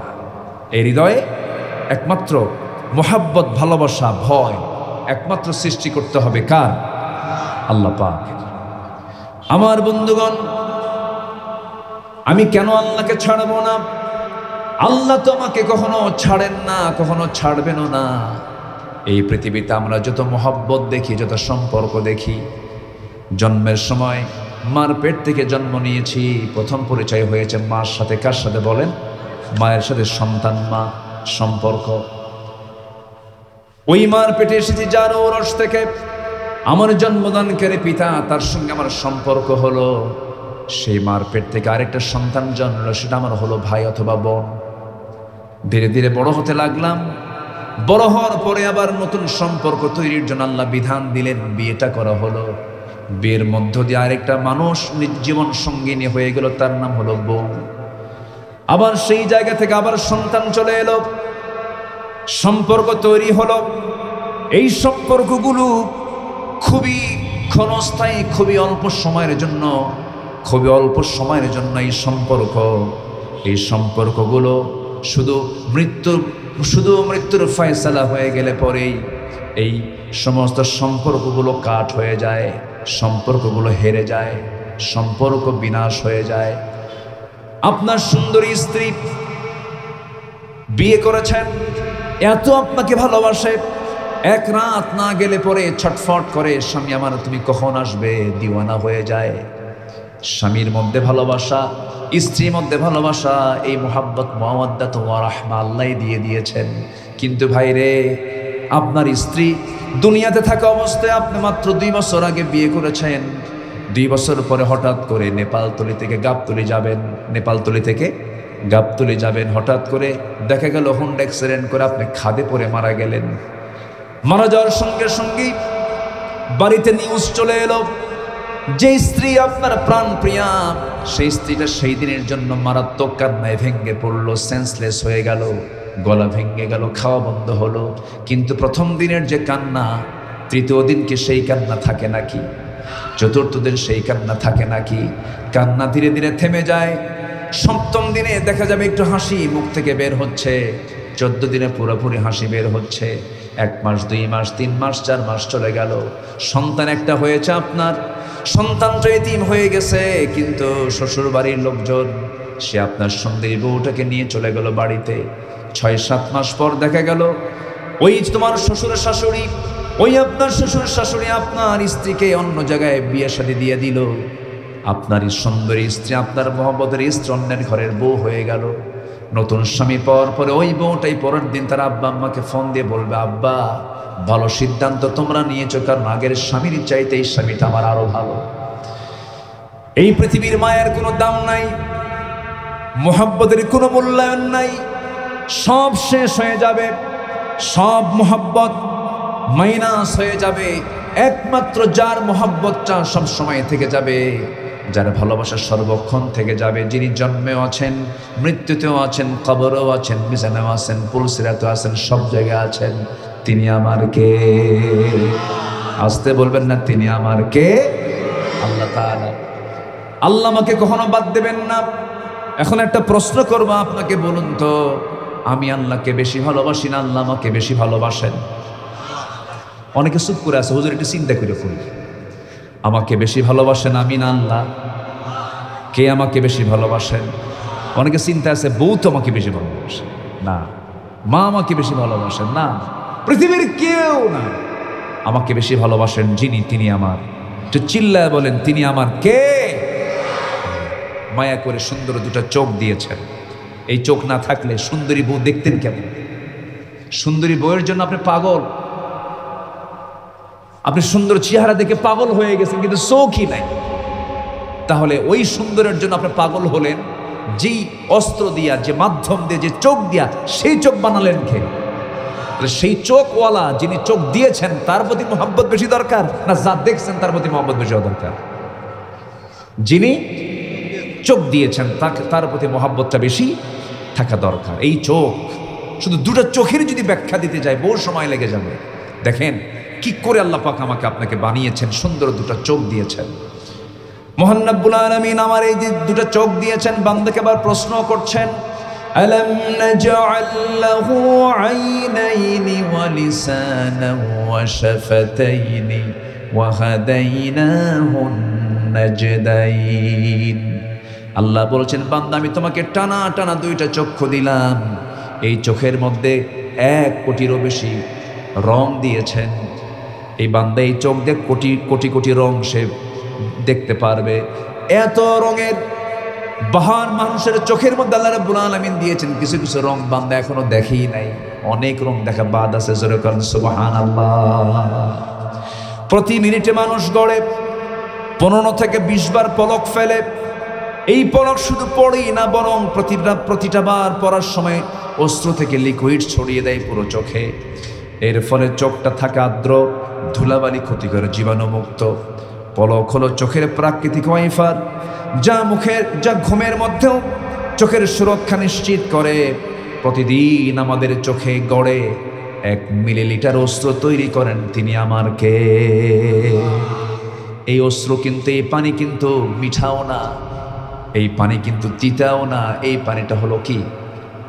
লবণ। বলেন কি? বলেন কি? লবণ। চোখের পানি লবণ। আবার আপনি কানের মধ্যে দেখবেন পিচ্ছিল পিচ্ছিল ময়লা বের হয়, এটা কি লবণ নাকি? মিষ্টিও না, লবণও না, এটা হচ্ছে তিতা। এটা কি? তিতা। তিক্ত করে আল্লাহ পাক কানের মধ্যে কি দিয়েছেন? ওটা কি বলে এলাকায়? হ্যাঁ, কানের ময়লা কি বলে এলাকায়? খোল। আচ্ছা, খোল মানে যে গরু কিছু খাবার খাওয়ায়, আচ্ছা ওই খোল না, এটা হচ্ছে আল্লাহ পাক কানের সুরক্ষার জন্য এই একটা উপাদান দিয়েছেন যা তিক্ত। দেখবেন মুখে নিলে এটা তিতা তিতা লাগে। কেন? বান্দা ঘুমিয়ে পড়েছে, কোনো হুঁশ নেই, আল্লাহুম্মা বিসমিকা আমুতু ও আহিয়া, ঘুমিয়ে পড়েছে। এখন কানের মধ্যে যদি কোনো পোকামাকড় ঢুকে যায় তখন আপনি কি করবেন? এটা তো বের করা কঠিন হয়ে যাবে। এই জন্য কোনো পিঁপড়া, কোনো পোকামাকড় যদি ঢুকতে নেই, ঢোকা মাত্রই যখন ওই তিক্ত খোল যখন তার চোখে মুখে লেগে যায় আর থাকতে পারে না, সে আপনি বের হয়ে চলে আসে। সুবহানাল্লাহ বলা যাবে না মনে হয়। আর যদি গুড়ের মতো মিষ্টি হতো, বলেন তাহলে কি হতো? যত পিঁপড়া আছে সব পিঁপড়া ঘুমের পরে কোথায় গিয়ে জমা হতো? তাহলে মিষ্টি আছে যেখানে, পিঁপড়া আছে সেখানে। তাহলে কানের যে উপাদান এটা দিয়েছেন মিষ্টি না তিতা, যেন কেউ না ঢুকতে পারে। আবার চোখের পানি কি করেছেন? বলেন মিষ্টি না লবণ? লবণ। মিষ্টি হলে সমস্যা হতো, মিষ্টি হলে পরে আইস হয়ে যেত। আপনি হয়তো তাপমাত্রা _20, আমার দেশে যেমন তাপমাত্রা আছে, কিছু কিছু দেশে আন্ডার কোনো তাপমাত্রাই নাই, -20 -11 এর সমস্ত এলাকায় যখন আপনি যেতেন, চোখের পানি যদি লবণ না হয়ে যদি মিষ্টি হতো, ফ্রিজ হয়ে যেত, বরফ হয়ে চোখটা ফিক্সড হতো, এদিকেও তাকাতেন না ওইদিকেও তাকাতেন, খালি এরকম করে তাকাতেন, বেকায়দা হয়ে যেত। আল্লাহ রাব্বুল আলামিন এই চোখের পানিকে লবণ করে দিয়েছেন, আবার পেছনে মেশিন সেট করে দিয়েছেন। লবণ দিয়েছেন কেন? লবণ এই জন্য দিয়েছেন বান্দারে যে কোনো জীবাণু ধ্বংস করার জন্য। লবণের চাইতে শ্রেষ্ঠ উপাদান মলম এই দুনিয়া তার দ্বিতীয়টা নাই। যেরকম সুবহানাল্লাহ, আরো যেরকম সুবহানাল্লাহ। এই অস্ত্রের মধ্যে থাকে হলো লাইসোজাইম নামের এক প্রাকৃতিক অ্যান্টিবায়োটিক, যা চোখকে ব্যাকটেরিয়ার আক্রমণ থেকে রক্ষা করে। যখন হৃদয় বেদনায় ভারাক্রান্ত হয়, আত্মা যখন আল্লাহর ভয় ভালোবাসায় কাঁপে, তখন সেই অস্ত্র গড়ে গালের উপর দিয়ে বান্দা কাঁদতে থাকে। এই অস্ত্র আবার চোখের বাইরের অংশে পুষ্টি অক্সিজেন সরবরাহ করে, কারণ কর্নিয়াতে রক্তনালী থাকে না, তাই চোখের জল চোখকে রক্ষা করে, শুকিয়ে যাওয়া ক্ষয় ব্যাকটেরিয়া স্বপ্ন সংক্রমণ থেকে রক্ষা করে। আল্লাহ রাব্বুল আলামিন এত সুন্দর করে চোখ বানিয়েছেন, বান্দা এই দুটা চোখ দিয়ে তুই আমার সৃষ্টি দেখবি আর মুখ দিয়ে বলবি আলহামদুলিল্লাহি রাব্বিল আলামিন। সবাই বলেন আলহামদুলিল্লাহি রাব্বিল আলামিন। আল্লাহু আকবার বলেন। তাহলে আমাকে ভুলেন না যিনি, কখনো ভুলবেন না যিনি, তিনি আমার কে? আসতে বলবেন না, তিনি আমার কে? আল্লাহ। তাহলে আমরা কি আল্লাহকে ভুলতে পারি? আমরা কি আল্লাহকে ভুলতে পারি? আল্লাহকে ভোলা যাবে? যে আল্লাহকে ভুলে যায় তার চেয়ে পোড়া কপাল আর কেউ আছে? কেউ না। আল্লাহ আমাকে কি দেননি? সব দিয়ে দিয়েছেন, কোনো কিছু অপূর্ণ তিনি রাখেন নাই। মাথা থেকে পা পর্যন্ত আপনি যা কিছু দেখেন না কেন, সব আল্লাহ আমার আপনার নিয়ামত দিয়ে ভরিয়ে দিয়েছেন। আমাকে আপনাকে যে সৃষ্টি করেছেন মহান রব, মার পেটের মধ্যে রেখে দিয়েছেন 10টা মাস। পৃথিবীর কোনো জিনিস আবিষ্কার হয় না, সৃষ্টি হয় না আলো ছাড়া। যে কোনো ফ্যাক্টরি চলতে হলে পর্যাপ্ত আলোর প্রয়োজন হয়, কিন্তু আমার মা, আমার আল্লাহ তাআলা আমাকে এমন জায়গায় পয়দা করেছেন, আমার মার পেটের মধ্যে রেখেছেন। আমার মার পেটের মধ্যে ভিতরকার অংশটুকু অন্ধকার না আলো? হ্যাঁ, ভিতরটা কি বলেন? মার পেটটা কি আলো না অন্ধকার? অন্ধকার। সে অন্ধকার কুটকুটি অন্ধকার, নিকষ কালো ঘন অন্ধকার। মার পেটের মধ্যে মহান রব্বুল আলামিন এক ফোঁটা আল্লাহ তাআলা পানিকে সক্রিয় করলেন, ঝুলন্ত করলেন, আলাপ করলেন, মুদগা করলেন, সুন্দর করে চামড়ার প্যাকেট দিয়ে গোশত বানালেন, হার্ট দিয়ে সেট আপ করলেন, বডি স্ট্রাকচার তৈরি করলেন। এরপরে মহান রব্বুল আলামিন তার নিজস্ব তত্ত্বাবধানে মার পেটের ভিতরে 10টা মাস ওই নিকষ কালো ঘন অন্ধকার সেই মার পেটের ভিতরে চোখের জায়গায় চোখ, কানের জায়গায় কান, হাতের জায়গায় হাত, পায়ের জায়গায় পা, সব কিছু সুন্দর করে সেট আপ করে মার পেট থেকে 72টা অপারেশন সম্পূর্ণ করে এই দুনিয়াতে পাঠায় দিয়েছেন। যেরকম সুবহানাল্লাহ। তাহলে সবচাইতে বেশি মায়া দয়া আমার ভিতরে, আমার উপরে যিনি রাখেন তিনি আমার কে? আল্লাহ তাআলা। সম্মানিত ভাইয়েরা, সম্মানিত বন্ধুগণ, আবার সেই মানুষকে সুস্থ থাকার জন্য তিনি এই দুনিয়াতে অসংখ্য নিয়ামত রেখে দিয়েছেন, অসংখ্য খাবার রেখে দিয়েছেন। এক একটা খাবারের এক একটা নিয়ামত, এক একটা ঔষধ করে আল্লাহ পাক এই পৃথিবীতে মানুষের জন্য সব কিছু সৃষ্টি করে রেখে দিয়েছেন। আর বলছেন, বান্দা সব দিলাম, আমি তোর কাছ থেকে কিচ্ছু চাই না, আমি তোর থেকে শুধু চাই হলো তোর মুখ থেকে আমি চাই আমার শুধু প্রশংসা। আলহামদু, যেরকম আলহামদুলিল্লাহ। একটা প্রাণী আছে মৌমাছি, চেনেন না? মৌমাছিকে আল্লাহ পাক মধুর ডিপার্টমেন্ট দিয়েছেন। এই পৃথিবীতে যত রোগ আছে সকল রোগের ঔষধ আল্লাহ পাক একটা পানীয়তে দিয়েছেন। একটা পানীয় আল্লাহ পাক সৃষ্টি করেছেন মধুর মৌমাছির মধ্য দিয়ে, সেটার নাম কি বলেন? লিকুইড, এর যে মধু। এই মধুটা আল্লাহ রাব্বুল আলামিন মৌমাছিকে দিয়েছেন। এই ডিপার্টমেন্ট মানুষকে দেন নাই, কারণ মানুষকে দিলে পরে এর মধ্যে মানুষে ভেজাল করবে। মধুর মধ্যে ভেজাল আছে না নাই? এই ভেজাল কে করে? আজ থেকে কে করে? মানুষ করে। মৌমাছিকে আল্লাহ তাআলা এমন সূক্ষ্ম কিছু জ্ঞান দিয়েছেন, তারা যখন দল বেঁধে কোনো বাগানে মধু রস সংগ্রহ করতে যায়, তখন অসংখ্য মৌমাছির ভিড়েও তারাও কোনো ফুলে বসে শনাক্ত করতে পারে যে এই ফুলে কিছুক্ষণ আগে অন্য কোনো মৌমাছি বসেছে কিনা। জেনে আশ্চর্য হবেন, যখন একটা মৌমাছি ফুলে বসে তার পায়ের পজিটিভ চার্জ ফুলের পাপড়ির নেগেটিভ চার্জের সঙ্গে মিলিত হয়ে ফুলটির চার্জে একটা পরিবর্তন আনে। অন্য মৌমাছি সেই পরিবর্তন শনাক্ত করতে সক্ষম হয় এবং বুঝতে পারে ফুলটিতে কিছুক্ষণ আগে আরেকটা মৌমাছি বসছিল। সুবহানাল্লাহ বলবেন না? তাহলে এক ফুলে কয় মৌমাছি বসে? একটাই। আরেকটা বসে না, ও টের পায়, কারণ নেগেটিভ হয়ে গেছে, ওটা বসা শেষ হয়ে গেছে। 2013 সালে ব্রিস্টল ইউনিভার্সিটির একজন গবেষক এই বৈদ্যুতিক চার্জের পরিবর্তন শনাক্ত করার প্রক্রিয়া প্রমাণ করেছেন, যা পরবর্তীতে মৌমাছিকে ফুলটি এড়িয়ে চলতে সহায়ক হয়। বান্দার জন্য মৌমাছি ফুল থেকে নেকটার, মিষ্টি রস সংগ্রহ করেই ক্ষান্ত থাকে না, তখন তা ঘন আর মিষ্টি করার জন্য হানি স্টমাকে নিয়ে নিড়ে ফিরতে ফিরতে তাদের স্পেশাল এনজাইম দিয়ে নেকটারের শর্করা ভেঙে গ্লুকোজ আর ফ্রুক্টোজে রূপান্তরিত করে। এরপর চাকে এসে একে অন্যের কাছে ট্রান্সফার করে। জেনে আশ্চর্য হবেন, মৌচাকে এই তরল নেকটার জমা করার পরও সেখানে আরও 70 থেকে 80% পানি থেকেই যায়। বান্দার এই মধু খেতে যেন কষ্ট না হয়, এই জন্য এইসব মৌমাছিরা একত্রে এসে তাদের ডানা ঝাপটে ঝাপটে ভেন্টিলেশন প্রক্রিয়ার মাধ্যমে পানি বাষ্পীভূত করে পাতলা রসকে ঘন মধুতে রূপান্তরিত করে। যেরকম সুবহানাল্লাহ, আল্লাহু আকবার। এই যত্নে গড়া মধুটা যেন সবচেয়ে সিকিউর থাকে, তাই তারা মধু সম্পূর্ণ প্রস্তুত হলে মৌচাকের কক্ষগুলো মোম দিয়ে বন্ধ করে দেয়, যেন কেউ সেটি ইনটেক রেখে দেয়। হঠাৎ করে কোনো মৌচাকে মৌমাছি মধু আনতে নিয়ে যদি কোনো মৌমাছির পায়ে যদি কোনো ময়লা থাকে, গেটে থাকে হলো পুলিশ মৌমাছি, এক কামড় মেরে ভাইরাস মৌমাছিকে মেরে ফেলে দিয়ে মৌচাককে আল্লাহ পাক জীবন মুক্ত রেখে দেয়। যেরকম সুবহানাল্লাহ। এগুলো কার অবদান? আসতে বলবেন না, কার অবদান? আল্লাহর অবদান।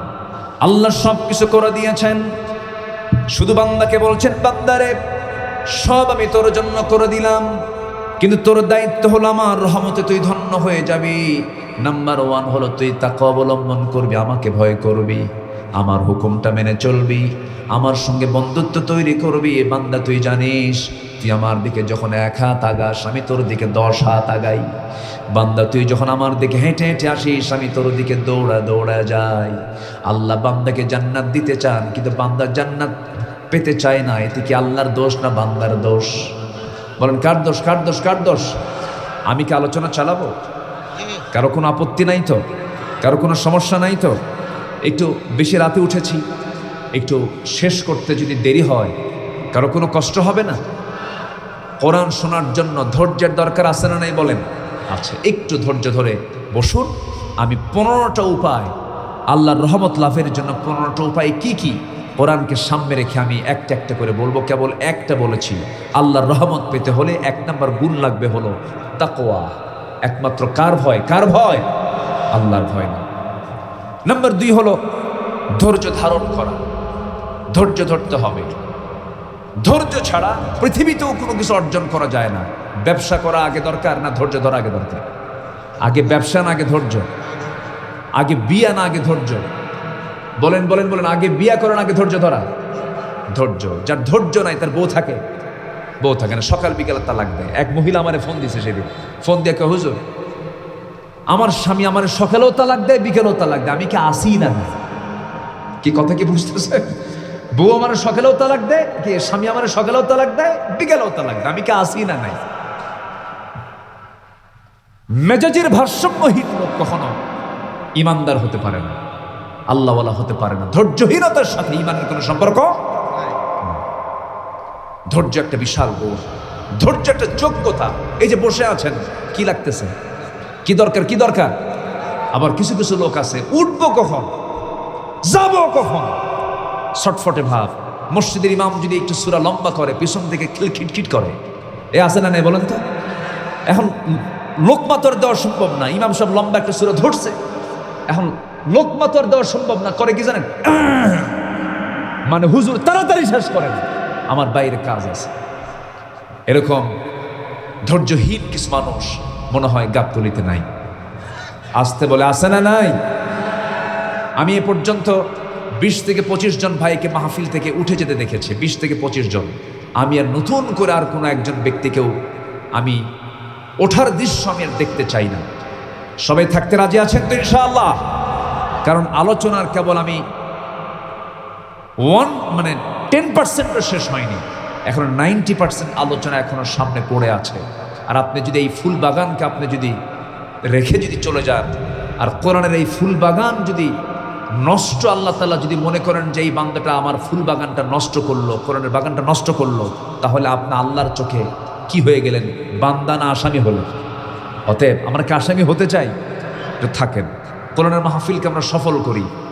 এই ফুল বাগানের ফুল হচ্ছে না আপনারা, যদি একটা কমে যান বাগানের সৌন্দর্য নষ্ট হয়ে যাবে। একটু বসো, ধৈর্য ধরি। তাহলে ধৈর্য ধরলে রহমত পাবো কার? আসতে বলবেন না কার? সবুরে কি ফলে এলাকায় আছে কিনা বলেন? সবুরে কি ফলে? ফলে। ধৈর্যের পুরস্কার অনেক, ধৈর্যের পুরস্কার অনেক। আমরা ধৈর্য নিয়ে থাকবো। আল্লাহ রাব্বুল আলামিন বলেন, হে রাসূল আপনি জানায় দেন, وأطيعوا الله ورسوله ولا تنازعوا فتفشلوا وتذهب ريحكم واصبروا إن الله مع الصابرين। সূরাতুল আনফাল আয়াত নম্বর 46। তোমরা আল্লাহর আনুগত্য করো, নবীর আনুগত্য করো, ধৈর্য ধরো। আল্লাহ ধৈর্যশীলদের সাথে আছেন। এই যে কয়েকদিন আগেই তায়েফে গিয়েছিলাম, এই সফরে তায়েফ গিয়েছিলাম। তায়েফটা হলো পাহাড়ি অঞ্চল, মক্কাটা উত্তপ্ত গরমের জায়গা, গা যেন পুড়ে যায় ভাব। আবার সেই আরবের মধ্যে তায়েফ পাহাড়ি অঞ্চল, সেই জায়গাটা হলো আমার দেশের চাইতে শীতল ঠান্ডা এলাকা। এসি লাগে না, মুকাইয়িফ লাগে না, আবহাওয়াটাই সুন্দর। ওই তায়েফের ময়দান এমনটা ছিল না, তায়েফের জনপদ এমনটা ছিল না। যে বিশ্ব নবীর দোয়ার ফসল সেই তায়েফ, আমার নবীজির দোয়ার ফসল এটা। যেখানে তেমন কোনো ফল উৎপাদন হতো না, আমার নবীজি তায়েফবাসীর জন্য বদদোয়া দিয়েছিলেন না দোয়া দিয়েছিলেন? বলেন বলেন, কি দিয়েছিলেন? দোয়া দিয়েছিলেন। এখন বলুন, তায়েফের মানুষ রাসূলকে মহব্বত করেছিল না শাস্তি দিয়েছিল? তাকে সম্মান করেছিল না লাঞ্ছিত করেছিল? লাঞ্ছিত করেছিল। আমার নবীজি বুক ভরা আশা নিয়া মক্কায় যখন দাওয়াতি কাজ বন্ধ হয়ে গেছে, দারুন নাদওয়ার বৈঠকে আবু জেহেল চূড়ান্ত সিদ্ধান্ত নিয়েছে, মুহাম্মাদের দাওয়াতি কাজ বন্ধ, মুহাম্মদ বাড়ি থেকে বের হতে পারবে না, গৃহবন্দী করে ফেলেছে রাসূলকে। সাহাবে কেরামকে যেখানে পায় সেখানেই মারে, বেলালকে মারতে মারতে রক্তাক্ত করে ফেললো। যে জায়গায় তাকে মারা হতো প্রত্যেকটা দিন, সেই জায়গাটা আমার এক বন্ধু আমাকে দেখায় দিলেন সেদিন। বলা হলো, যে বন্ধু, এই যে জায়গাটা এখনো ফাঁকা আছে, এই জায়গায় বেলালকে মারতো তার মনিব উমাইয়া এসে উটের রশি গলার মধ্যে দিত, টেনে হেঁচড়ে তাকে নিয়ে এসে সেই জায়গায় উন্মুক্ত জায়গায় চিৎ করে শোয়ায় রেখে বুকে পাথর রাখতো আর বলতো, বেলাল ইসলাম ছেড়ে দিবি না কি করবি বল? বেলাল বলতেন, দুনিয়ার সব ছাড়বো কিন্তু আমি আমার রবকে ছাড়বো না। জোরে বল সুবহানাল্লাহ। ধৈর্য আছে যার, ঈমান আছে তার, সফলতা আছে তার। তায়েফের ময়দানে আমার নবীজি কালিমার দাওয়াত দিতে গিয়ে ফুল পেলেন না, মিষ্টিও পেলেন না, তিনি সেখানে পেলেন চোকা চোকা পাথর। সেই তায়েফে গিয়ে যখন ঢুকলাম এবছর কয়েকদিন আগে, আহারে হাঁটতিনি ভাবি এই জনপদের কোন জায়গা দিয়ে যেন রাসূল হেঁটেছেন, চড়েছেন। আমার নবীজি একাকী চলে এসেছিলেন তায়েফের ময়দানে। তায়েফকে তিনি খুব পছন্দ করতেন, কারণ তায়েফের এই জনপদ দিয়ে তিনি হেঁটে হেঁটে ঘোড়ার পিঠে চড়ে, উটের পিঠে চড়ে আমার নবীজি হালিমাতুস সাদিয়ার বাড়িতে ছিলেন দীর্ঘ 5টি বছর পর্যন্ত তিনি হালিমাতুস সাদিয়ার ঘরে ছিলেন। দুগ্ধ পান করেছেন, যার স্তনের দুধ তিনি পান করেছিলেন। তিনি ভাবছিলেন মনে হয় তায়েফের মানুষ কালিমা গ্রহণ করবে, কিন্তু তায়েফবাসী কালিমা তো গ্রহণ করলই না, বরং রাসূলকে পাগল উক্তি দিয়ে, পাগল আখ্যা দিয়া উচ্ছৃঙ্খল যুবকদেরকে লেলিয়ে দিল। চোকা চোকা পাথর নবীকে লক্ষ্য করে মারা শুরু হয়ে গেল। নবীজির মাথার রক্তগুলো গড়ে গড়ে গোটা দেহ দিয়ে ঝরতে ঝরতে পায়ের তলা পর্যন্ত চলে গেল। জুতার তলার সঙ্গে পায়ের তলার জমাট বেঁধে গেল। আমার নবীজি সেন্সলেস হয়ে জমিনে পড়ে গেলেন। টান মেরে জুতা খুলতে চান, জুতা খোলে না। আমার নবীজির পাশে কেউ নাই, সম্পূর্ণ একাকী। তারা মেরে রক্তাক্ত করে মরা মানুষ মনে করে রেখে চলে গেছে। কিছুক্ষণ পর হুঁশটা ফিরল। জিবরিল আমিন এসে বলছেন, ইয়া রাসূলুল্লাহ, এই তায়েফের মানুষ আপনার প্রতি যে অত্যাচারটা করেছে, আল্লাহ পাক আমাকে পাঠিয়েছেন, ফেরেশতারা কাঁদতেছে, আসমানের বাসিন্দারা সব শোকাহত। আপনি রাহমাতুল লিল আলামিন, আজকে আপনি এই তায়েফবাসীর জন্য যা বলবেন তাই হয়ে যাবে। আপনাদের জন্য আপনি লানত করুন।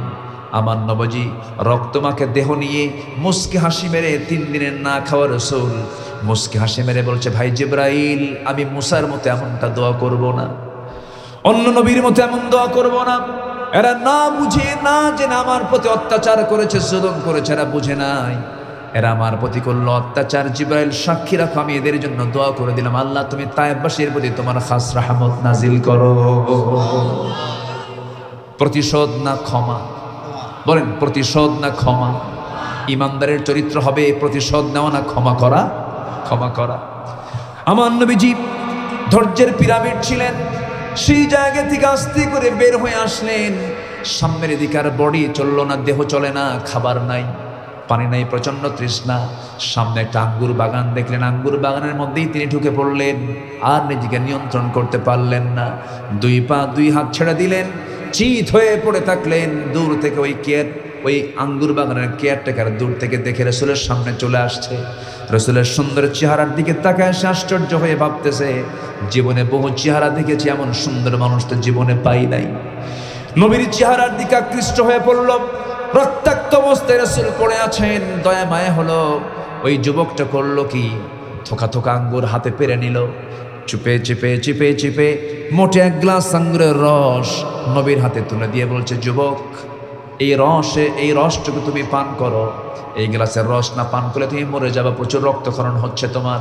আমার নবীজি একটা মুস্কি হাসি মারলেন, হাতে কাঁপা কাঁপা হাতে গ্লাসটা হাতের মধ্যে নিলেন, বিসমিল্লাহ বলে 3 ঢোকে পান করলেন।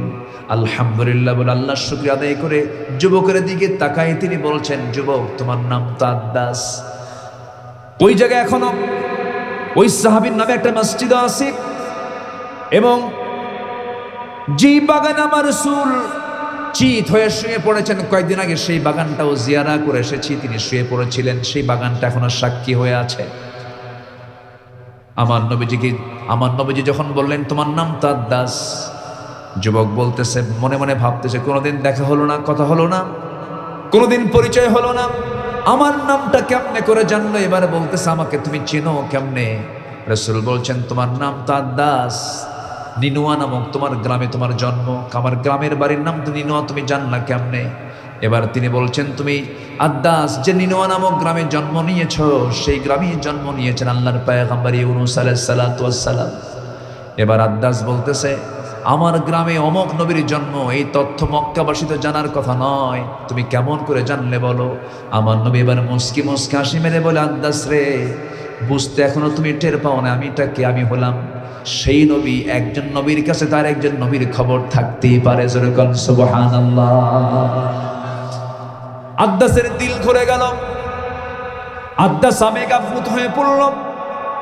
আদ্দাস খ্রিস্টান ছিল, খ্রিস্টানি কায়দায় দুইটা হাত নিয়ে নবীজির দুইটা পায়ের দিকে কদম বুচি করে তাকে সেজদা দিয়ে ধন্য করবে আদ্দাস। আমার নবীজির সেজদা গ্রহণ কখনো করেন নাই, কারণ সেজদা গ্রহণ করার জন্য একমাত্র হকদারে তিনি কে? আমার দেশে ভণ্ড কিছু দুষ্ট শয়তান আছে না নাই? মুরিদ সেজদা দেয়। মুরিদ কি দেয়? সেজদা দেয়। কবর পূজা, ব্যক্তি পূজা করলে পরে ইমান থাকবে না, যাবে, চলে যাবে। আমার নবীর মাকবারা দেখে আসলাম, কোনো ফুল, কোনো পুষ্পস্তবক নাই, কোনো সেজদার কোনো সুযোগ নাই। আমরা কোনো কবরবাসীর কাছে চাবো না, আল্লাহর কাছে চাবো। আমরা কার কাছে চাবো বলেন? সৃষ্টির কাছে না স্রষ্টার কাছে? সৃষ্টির কাছে না স্রষ্টার কাছে? স্রষ্টা। আমার স্রষ্টা কে? আল্লাহ পাক। আমার নবীজি সেজদা গ্রহণ করলেন না, চট করে তাকে ধরলেন, চট করে তাকিয়ে ধরে বুকের সঙ্গে বুক লাগায় দিলেন।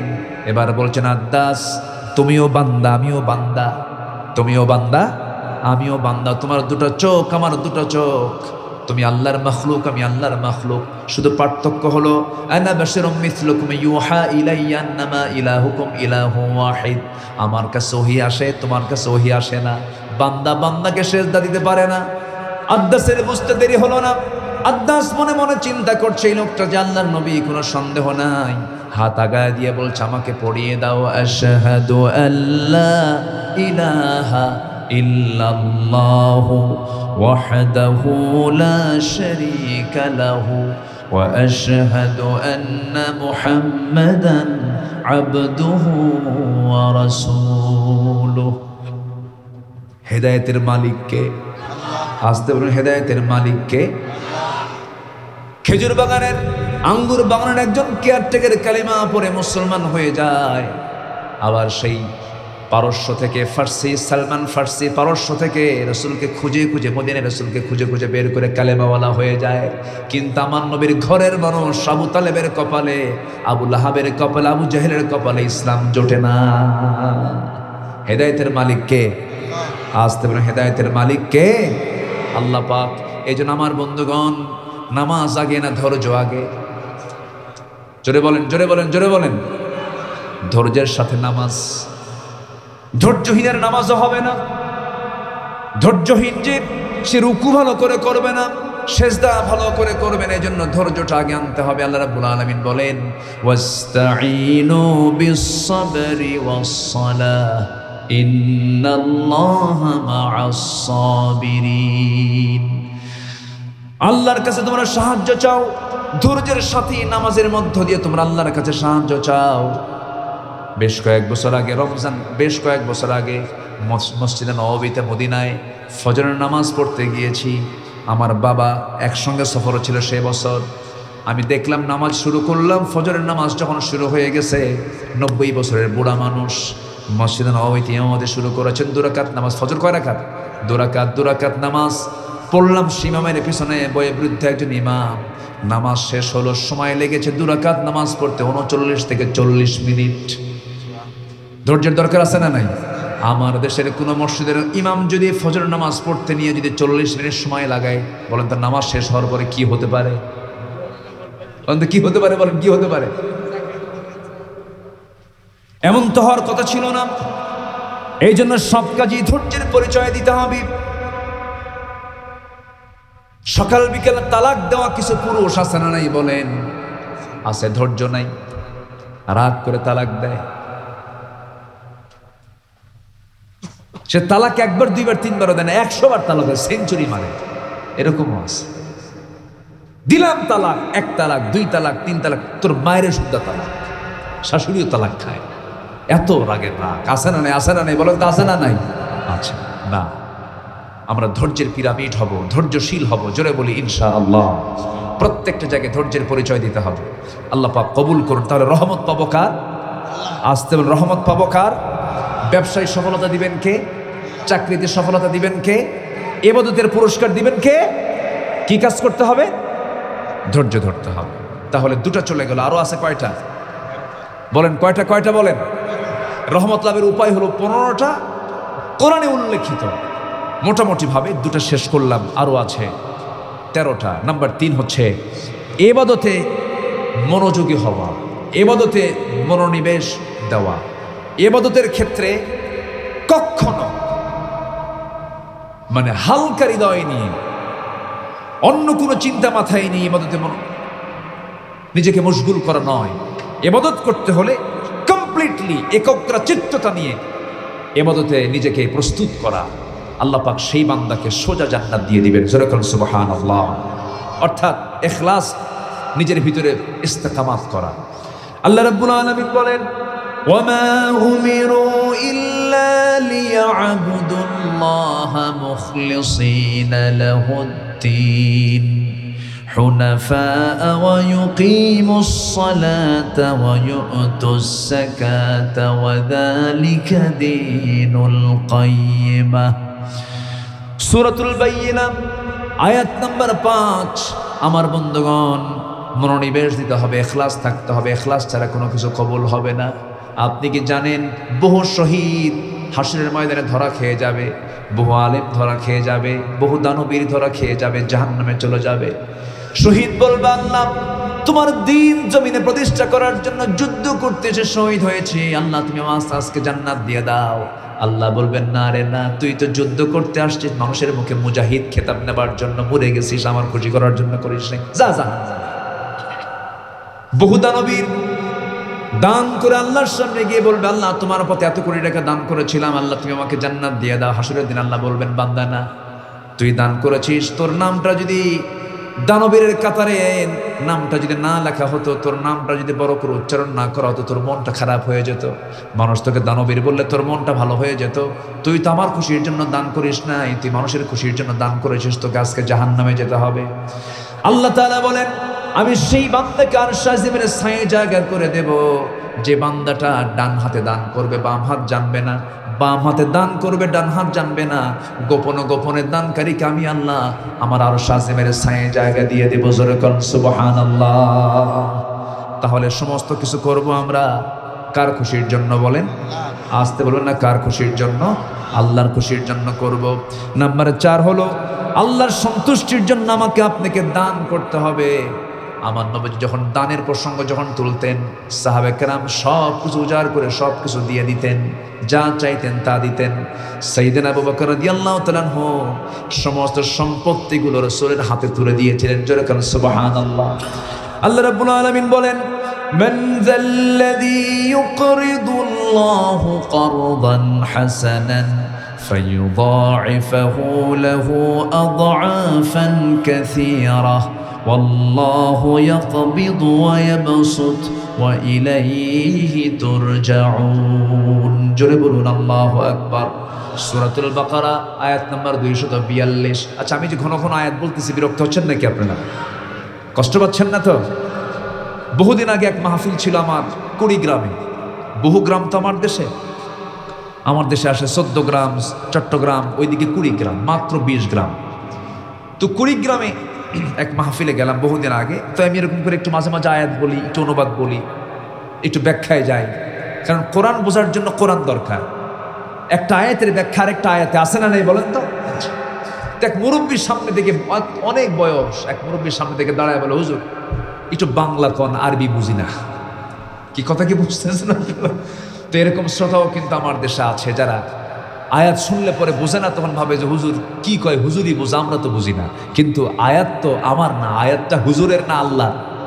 কার আয়াত বলেন? একটা বিষয় শুধু মাথায় রাখবেন, বোঝেন আর না বোঝেন, যে আলোচনায়, যে মাহফিলে কোরআনের আয়াতের পরিমাণ বেশি হবে, ভাববেন যে ওই মাহফিলটা বেশি বরকত। এটা মাথায় রাখবেন, তাহলে আপনি একটা তৃপ্তি পাবেন, আনন্দ পাবেন। আমরা দান করব কার সন্তুষ্টির জন্য বলেন তো? আমাকে দেবেন কে?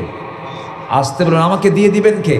আমাকে আল্লাহ কি, আমি আল্লাহকে দিলে আল্লাহ আমাকে কম দিবেন না বেশি দিবেন? ডাবল ডাবল দিয়ে দিবেন, ডাবল ডাবল দিয়ে দিবেন। আল্লাহ পাক কেমন জান্নাত রেখে দিয়েছেন, সর্বনিম্ন জান্নাত হবে 10টা পৃথিবীর মতো একটা জান্নাত।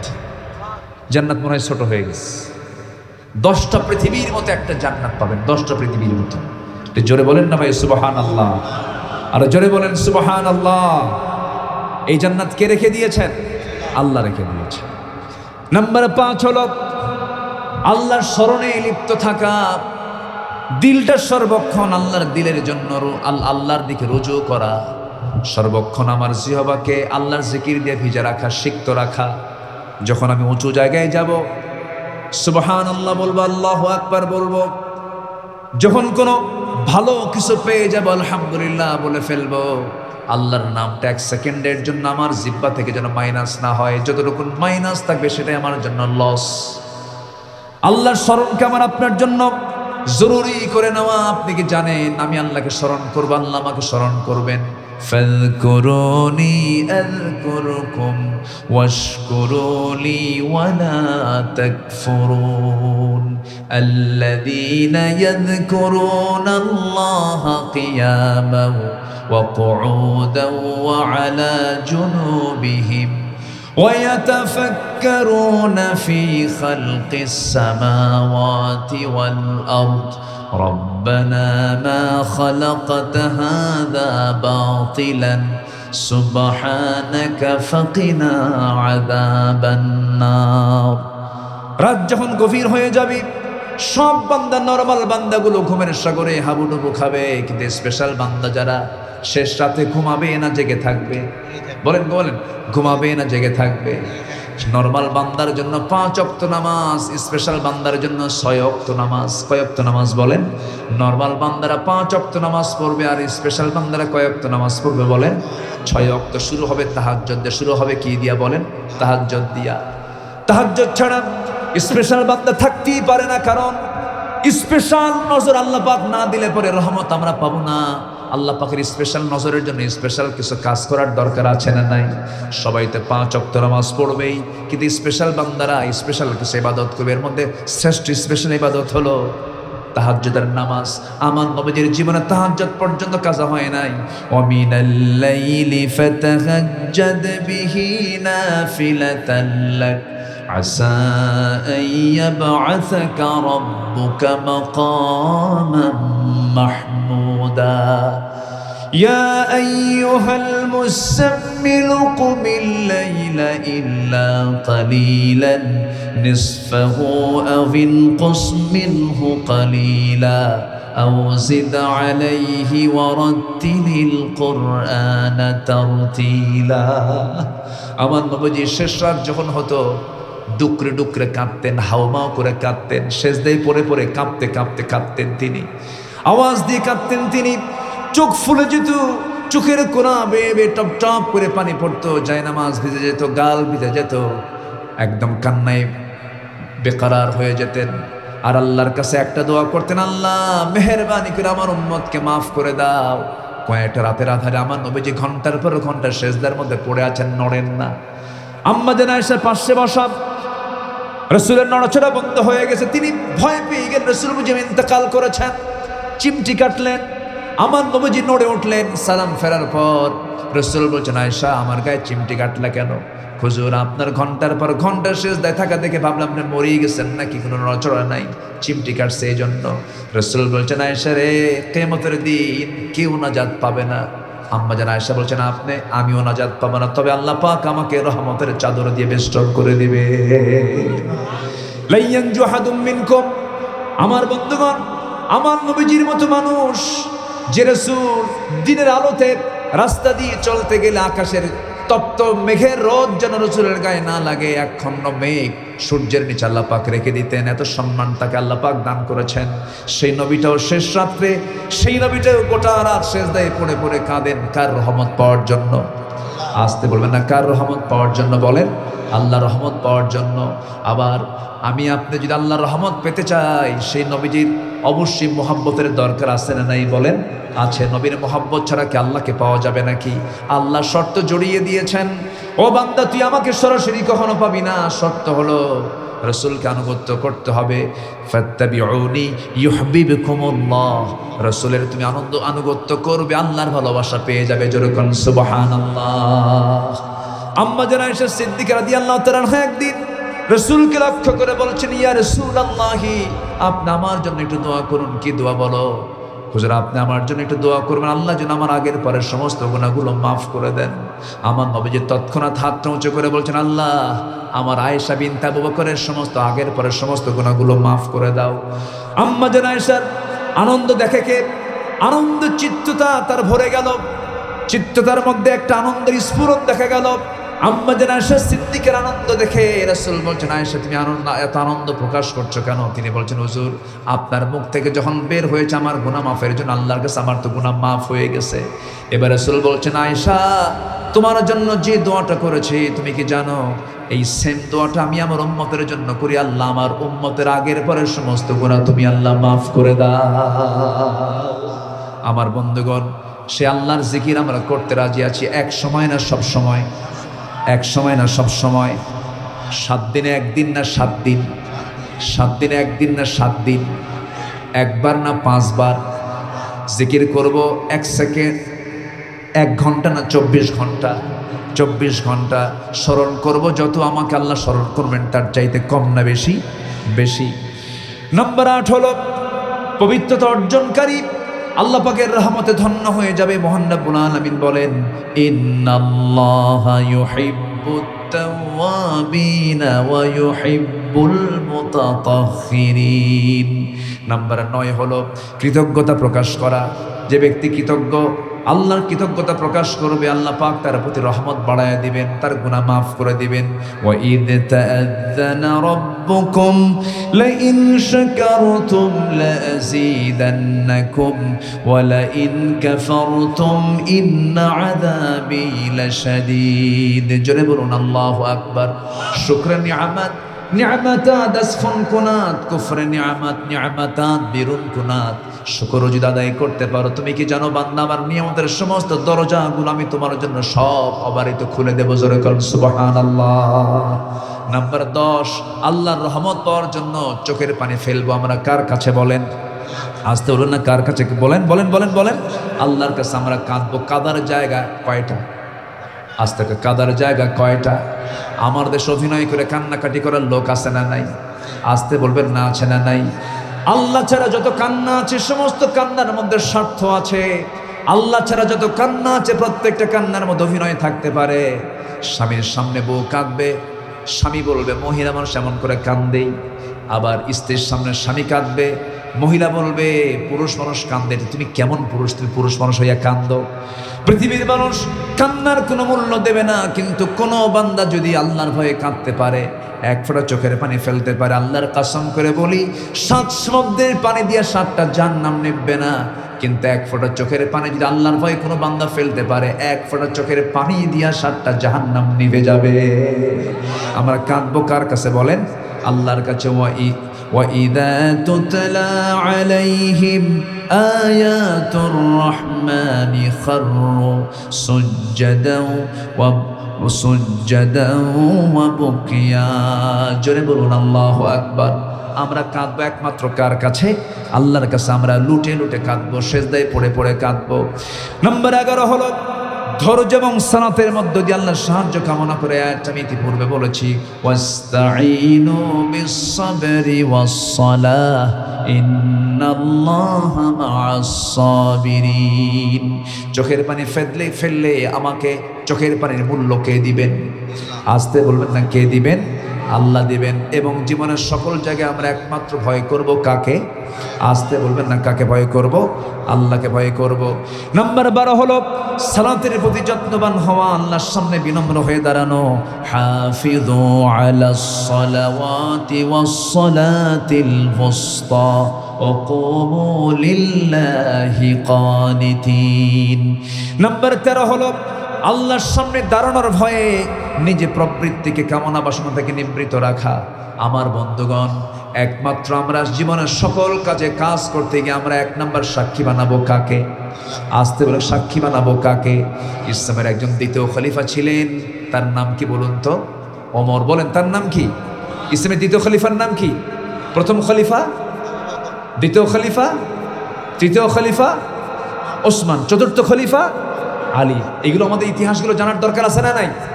এই ইতিহাসের সঙ্গে আখেরাতের সম্পর্ক আছে। কিসের সম্পর্ক আছে বলেন? আখেরাতের। তাহলে দ্বিতীয় খলিফা কে? ওমর। অনেকদিন আগে এক মাহফিল আমি বললাম দ্বিতীয় খলিফা কে?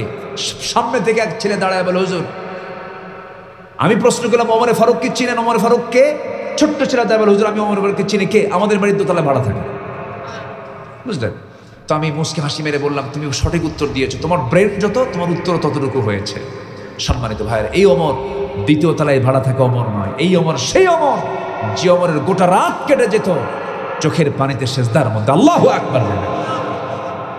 আল্লাহ পাক যাকে রাসূলকে দিয়ে জানিয়ে দিয়েছেন ওমর ফিল জান্নাহ, আমার ওমর জান্নাতি, আর সে ওমর সারা রাত ধরে কান্নাকাটি করে কার ভয়?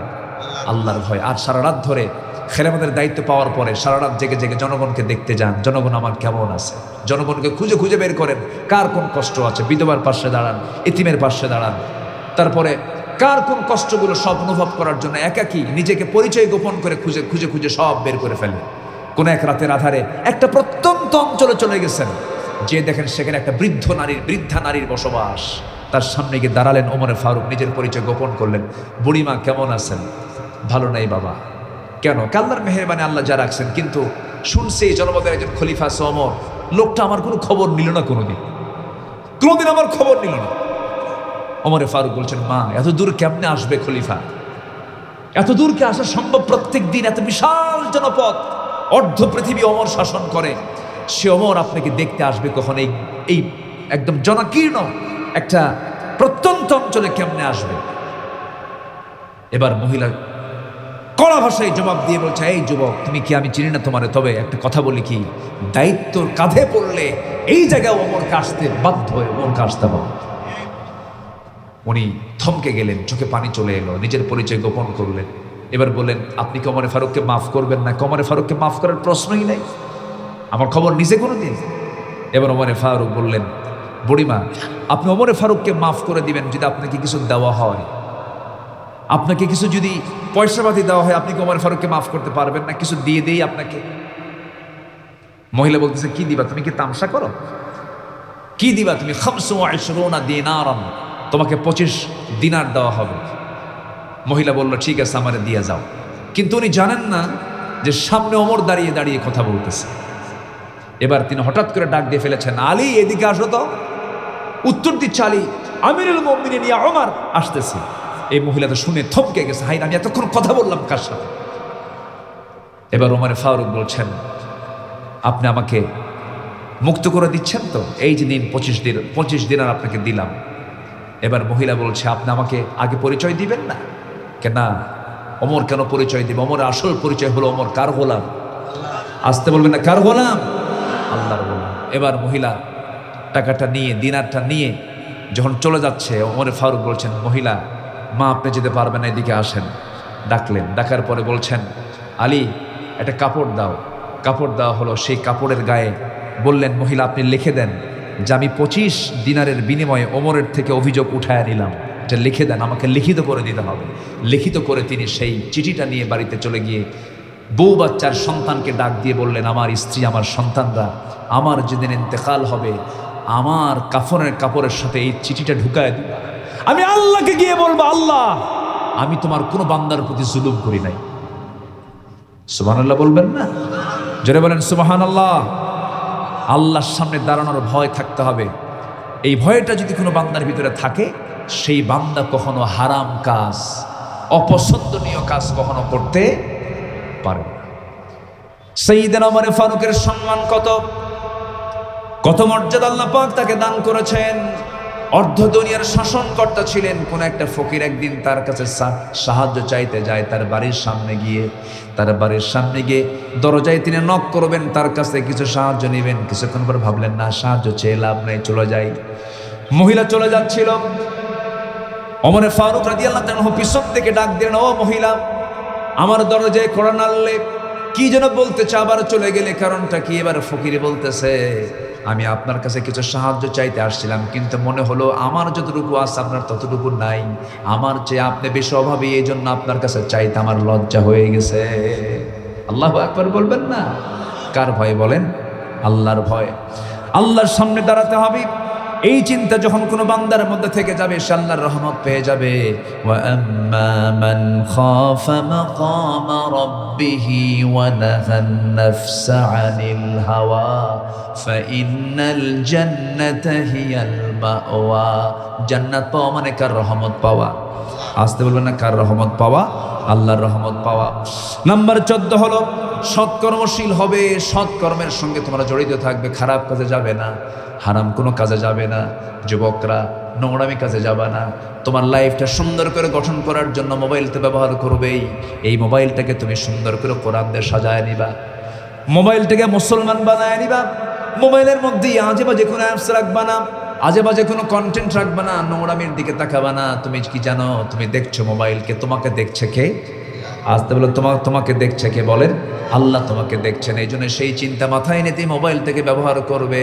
তুমি কি জানো, এই মোবাইল ব্যবহার কেউ জান্নাত পেয়ে যাবে, আর এই মোবাইল ব্যবহারে কেউ জাহান্নাম যাবে। কি যাবে? কোথায়? জাহান্নাম যাবে। মোবাইলটা যেন জান্নাতের কারণ হয়। জোরে বলি আমিন, আরো জোরে আমিন। আমাকে যদি কেউ বলে মোবাইল ব্যবহার করা জায়েজ কিনা, আমি বলি মোবাইল তারই ব্যবহার করা জায়েজ যে মোবাইলকে চালাতে পারে, কিন্তু মোবাইল যদি উল্টা তাকে চালায়, তার ব্যবহার করা জায়েজ নাই। যুবকরা, বিবাহ পূর্ব কোন সম্পর্কে জড়াবা না। কি বলে বন্ধু বলতে কি? বয়ফ্রেন্ডকে কি বলে? বয়ফ্রেন্ড বলতে কোনো কিছু থাকতে পারে না, গার্লফ্রেন্ড বলতে কিছু থাকতে পারে না। মেয়েদের জন্য বয়ফ্রেন্ড, পুরুষের জন্য হলো গার্লফ্রেন্ড। সম্পূর্ণ হালাল না সম্পূর্ণ হারাম? বলেন, সম্পূর্ণ হালাল না সম্পূর্ণ হারাম? সম্পূর্ণ অসৎকর্ম এগুলো। এই সমস্ত বন্ধুত্ব তৈরি করা যাবে না। একটা পুরুষের জীবনে বন্ধু একজন হবে, মহিলা, সে হচ্ছে স্ত্রী। ইজাব কবুল হবে, দুজন সাক্ষীর সামনে দাঁড়াবে, মোহরানার পরিমাণ নির্ধারণ হয়ে যাবে, বিয়ে সম্পূর্ণ হয়ে যাবে। এরপরে গার্লফ্রেন্ড তোমার হয়ে গেল, চিরজীবনের সাথে তোমার হয়ে গেল, তার সঙ্গে তোমার সম্পর্ক জড়িয়ে পড়বে। তুমি তার দিকে তাকাবে, সে তোমার দিকে তাকাবে। নফল নামাজের সওয়াব আল্লাহ পাক তোমার আমল নামায় দিয়ে দিবেন। সুবহানাল্লাহ। সৎকর্মশীল হতে হবে, আল্লাহর রহমত পেয়ে যাবে।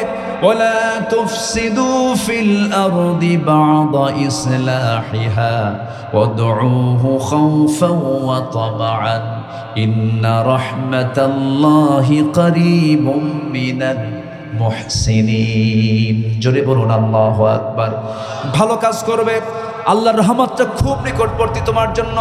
মুহসিনদের জন্য, যারা সৎকর্ম করবে তাদের জন্য আল্লাহর রহমত আল্লাহ পাক তার জন্য খুব নিকটবর্তী করে দিবেন। সর্বশেষ হচ্ছে নাম্বার 15। অনেক লম্বা লম্বা কথা ছিল, 2 দিন 3 দিন হলে পরে ভালো হতো, অল্প সময় শেষ করার চেষ্টা করছি। নাম্বার 15 হলো আল্লাহ এবং নবীর পূর্ণ আনুগত্য যদি করতে পারো, আল্লাহ তাআলা রহমত নাজিল করবেন। ওয়া আতিউল্লাহা ওয়ার রাসূল লাআল্লাকুম তুরহামুন। জোরে বলুন আল্লাহু আকবার। সূরা আলে ইমরান আয়াত নম্বর 132, আল্লাহ রাব্বুল আলামিন বলছেন আনুগত্য হবে দুজনের। 1 নাম্বার কার? আসতে বলবেন না, কার? আল্লাহর। নাম্বার 2 হলো মুহাম্মদ সাল্লাল্লাহু আলাইহি ওয়াসাল্লাম। তিনি শুয়ে আছেন কোথায় বলেন? আসতে কোন কেন? শুয়ে আছেন কোথায় বলুন? মদিনায়। মদিনায় শুয়ে থেকে, জীবিত থেকে সারা জীবন আমার আপনার জন্য দোয়া করেছেন, আমার আপনার জন্য চোখের পানি ফেলে ফেলে কাঁদতেছেন। কবরে তিনি শুয়ে শুয়ে আমার জন্য কাঁদতেছেন। হাসরের ময়দানে সবাই বলবে নফসি নফসি, আমার নবীজি বলবেন উম্মতি উম্মতি। সেই নবীকে মহব্বত করার দরকার আমার জীবনের চাইতে কম না বেশি?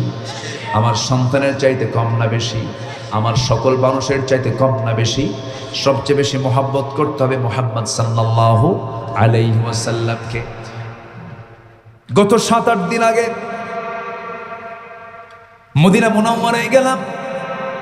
এই পৃথিবীতে একটা জান্নাতের টুকরা আছে যেটাকে রাসূল নিজে বলেছেন, মিন বাইতি ওয়া মিনবারি রাওদাতুম মিন রিয়াদিল জান্নাহ।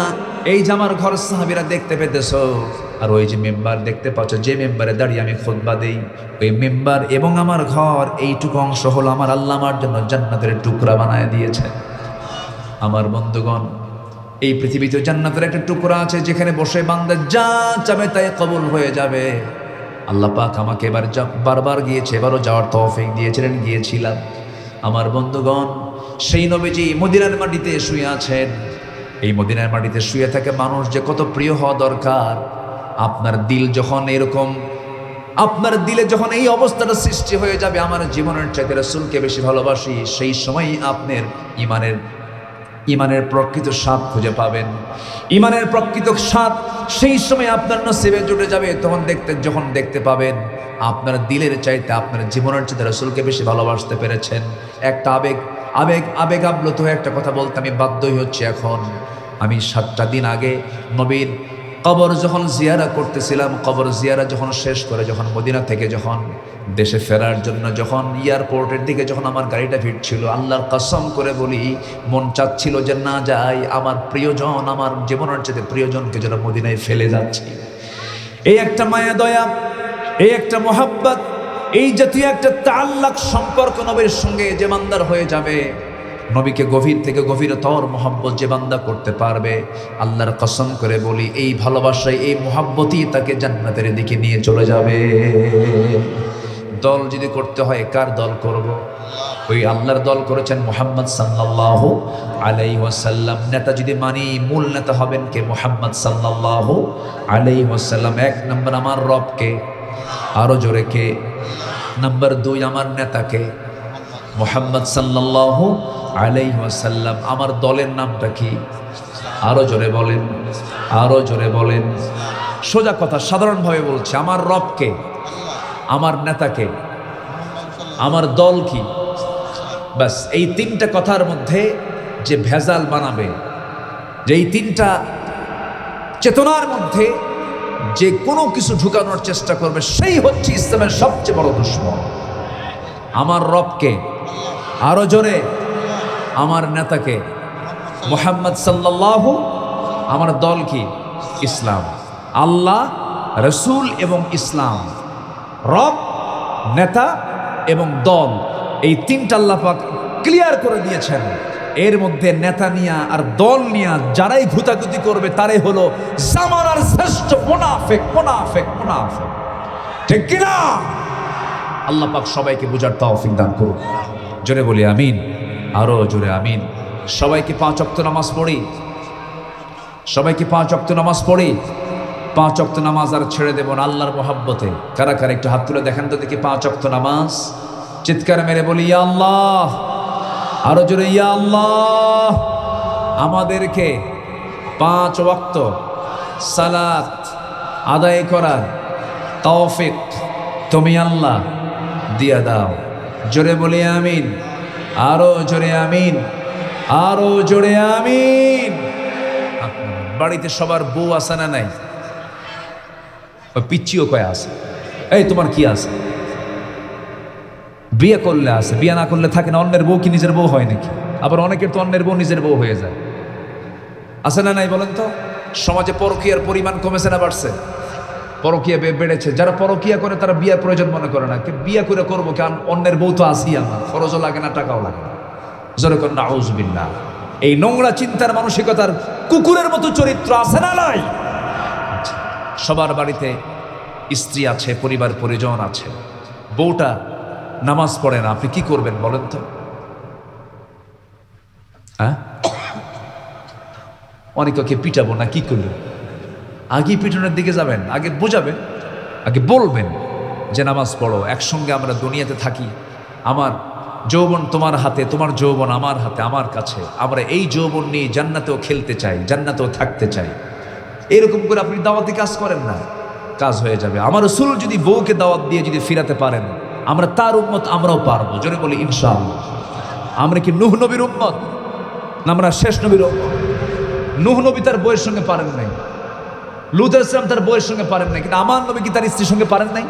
পেরেছেন। দাওয়াত নিয়ে সোজা আসছেন কার কাছে? আম্মা জান খাদিজার কাছে। এসে বলছেন, খাদিজা জাম্মিলুনি লাকাদ খাশিতু আলা নাফসি, তাকে কম্বলাচ্ছাদন করে দাও। রাসূল বললেন, খাদিজা আমার মনে হয় বাঁচবো না। কেন? কেমন যেন মনে হচ্ছে আমার কাছে। না, আপনি কখনো কেউ কারো অনিষ্টের দ্বারা আপনি আক্রান্ত হবেন না, আপনি কারো ক্ষতি করেন না। এবার রাসূল বলছেন, না খাদিজা একটা কথা বলি কি, এতদিন তো স্বামী ছিলাম, আজকে নতুন একটা পরিচয় আমার যোগ হয়েছে, কি আমি আল্লাহর নবী।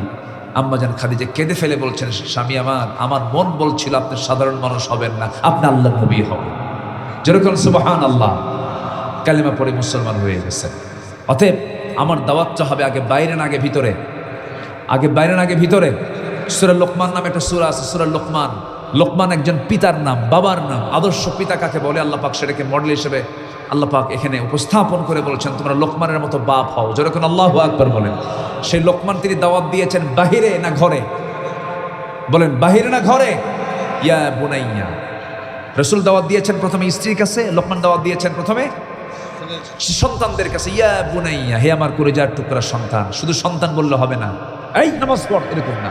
ইয়া বুনাইয়া, হে আমার কলিজার টুকরা সন্তান, আদরের দুলাল, সোনা, আত্মা, জান, পরাণ, তুই আমার আত্মারে। বাবা এদিকে আয়। জড়ায় ধরে বলবেন, বাবা বিড়ি খাইস না, বাবা অসৎ বন্ধুত্ব তৈরি করিস না, বাবা চল নামাজটা পড়ি। এই দাওয়াত হচ্ছে ইসলামের দাওয়াত। আল্লাহু আকবার। এরকম করে সময় দিতে হবে, পরিবারের সময় দিতে হবে, সন্তানকে সুন্দর করে বোঝাতে হবে, সন্তানকে লালন পালন করতে হবে। আমার রাসূল কিন্তু শুধু বিশ্ব নবী ছিলেন না, তিনি ছিলেন একজন বেস্ট বাবা, বেস্ট নানা, বেস্ট স্বামী ছিলেন, যোদ্ধা ছিলেন, নেতা ছিলেন। এমন কোনো সাইড নেই তার মধ্যে ছিল না। আমরা সবগুলো গুণ আমাদের যোগ্যতা অনুযায়ী আমরা অর্জন করব। জোরে বলে ইনশাআল্লাহ। আর জোরে বলে ইনশাআল্লাহ। প্রত্যেকটা পরিবার কোরআনওয়ালা হয়ে যাক, প্রত্যেকটা পরিবারের সকালটা শুরু হোক কোরআন তেলাওয়াত দিয়ে। জোরে বলে ইনশাআল্লাহ। বাড়িতে ঘুম থেকে উঠবেন, নিজেকে কোরআন নিয়ে বসবেন, সব বাচ্চাকে ডাক দিয়ে নামাজ পড়ায়া, মসজিদ থেকে নামাজ পড়ায় এসেই সবার হাতে হাতে কোরআন তুলে দিয়ে বলবেন, আধা ঘন্টা কোরআনটা পড়। না বুঝলেও কোরআন হাতে নিয়ে থাক, কোরআন হাতে নিয়ে থাক।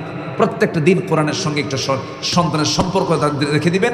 আপনার বাচ্চার হাতে সন্তানকে কোরআন তুলে দিবেন, ওই সন্তানের হাতে কোনোদিন গাঁজা তুলবে না, নেশা তুলবে না, সন্তান কখনো খারাপ হবে না, আমি ওয়াদা করে গেলাম। আল্লাহ পাক সেই তৌফিক সবাইকে দান করুন। অনেক কথা ছিল, যতটুকু কথা হয়েছে আমার কথার মধ্যে আমি অপ্রাসঙ্গিক, অপ্রয়োজনীয়, যেটা প্রয়োজন না, হাম্বে তাম্বে, মানে তারানের বান্দরে কলা খাই সিন্দুরে, এই আজেবাজে কথা আমি বলি না। আমার এই অভ্যাসটা আমার ভিতরে নাই, আমি লালন করি না। সম্মানিত ভাইয়েরা, যতটুকু কথা হয়েছে মন খারাপ করলেন নাকি আপনারা? আল্লাহ যেন আমল করার তৌফিক দান করেন। জোরে বলি আল্লাহুম্মা আমিন। সবাই একটু সেজদার মতো, কি বলে রুকুর, কি বলে তাশাহুদের সূরতে, নামাজের সূরতে আমরা সবাই একটু বসে যাই। বসে গিয়ে আমরা আল্লাহর কাছে কান্নাকাটি করব, আল্লাহ যেন আমাদের জিন্দেগীর সকল গুনাহগুলোকে মাফ করে দেন। জি, মাহফিল কমিটির যারা দায়িত্ব নিয়ে যদি ছিলেন, অনেক ভাইরা অনেক কষ্ট করেছেন, বহু আগে তারা আমাকে দাওয়াত করেছেন। আজকের মাহফিলটা যে সম্পূর্ণ হলো, মাহফিল কমিটি অত্যন্ত খুশি হয়েছে। আপনারা খুশি হয়েছেন তো নাকি? আমার আল্লাহ যেন খুশি হয়ে যান। জোরে বলি আল্লাহুম্মা আমিন।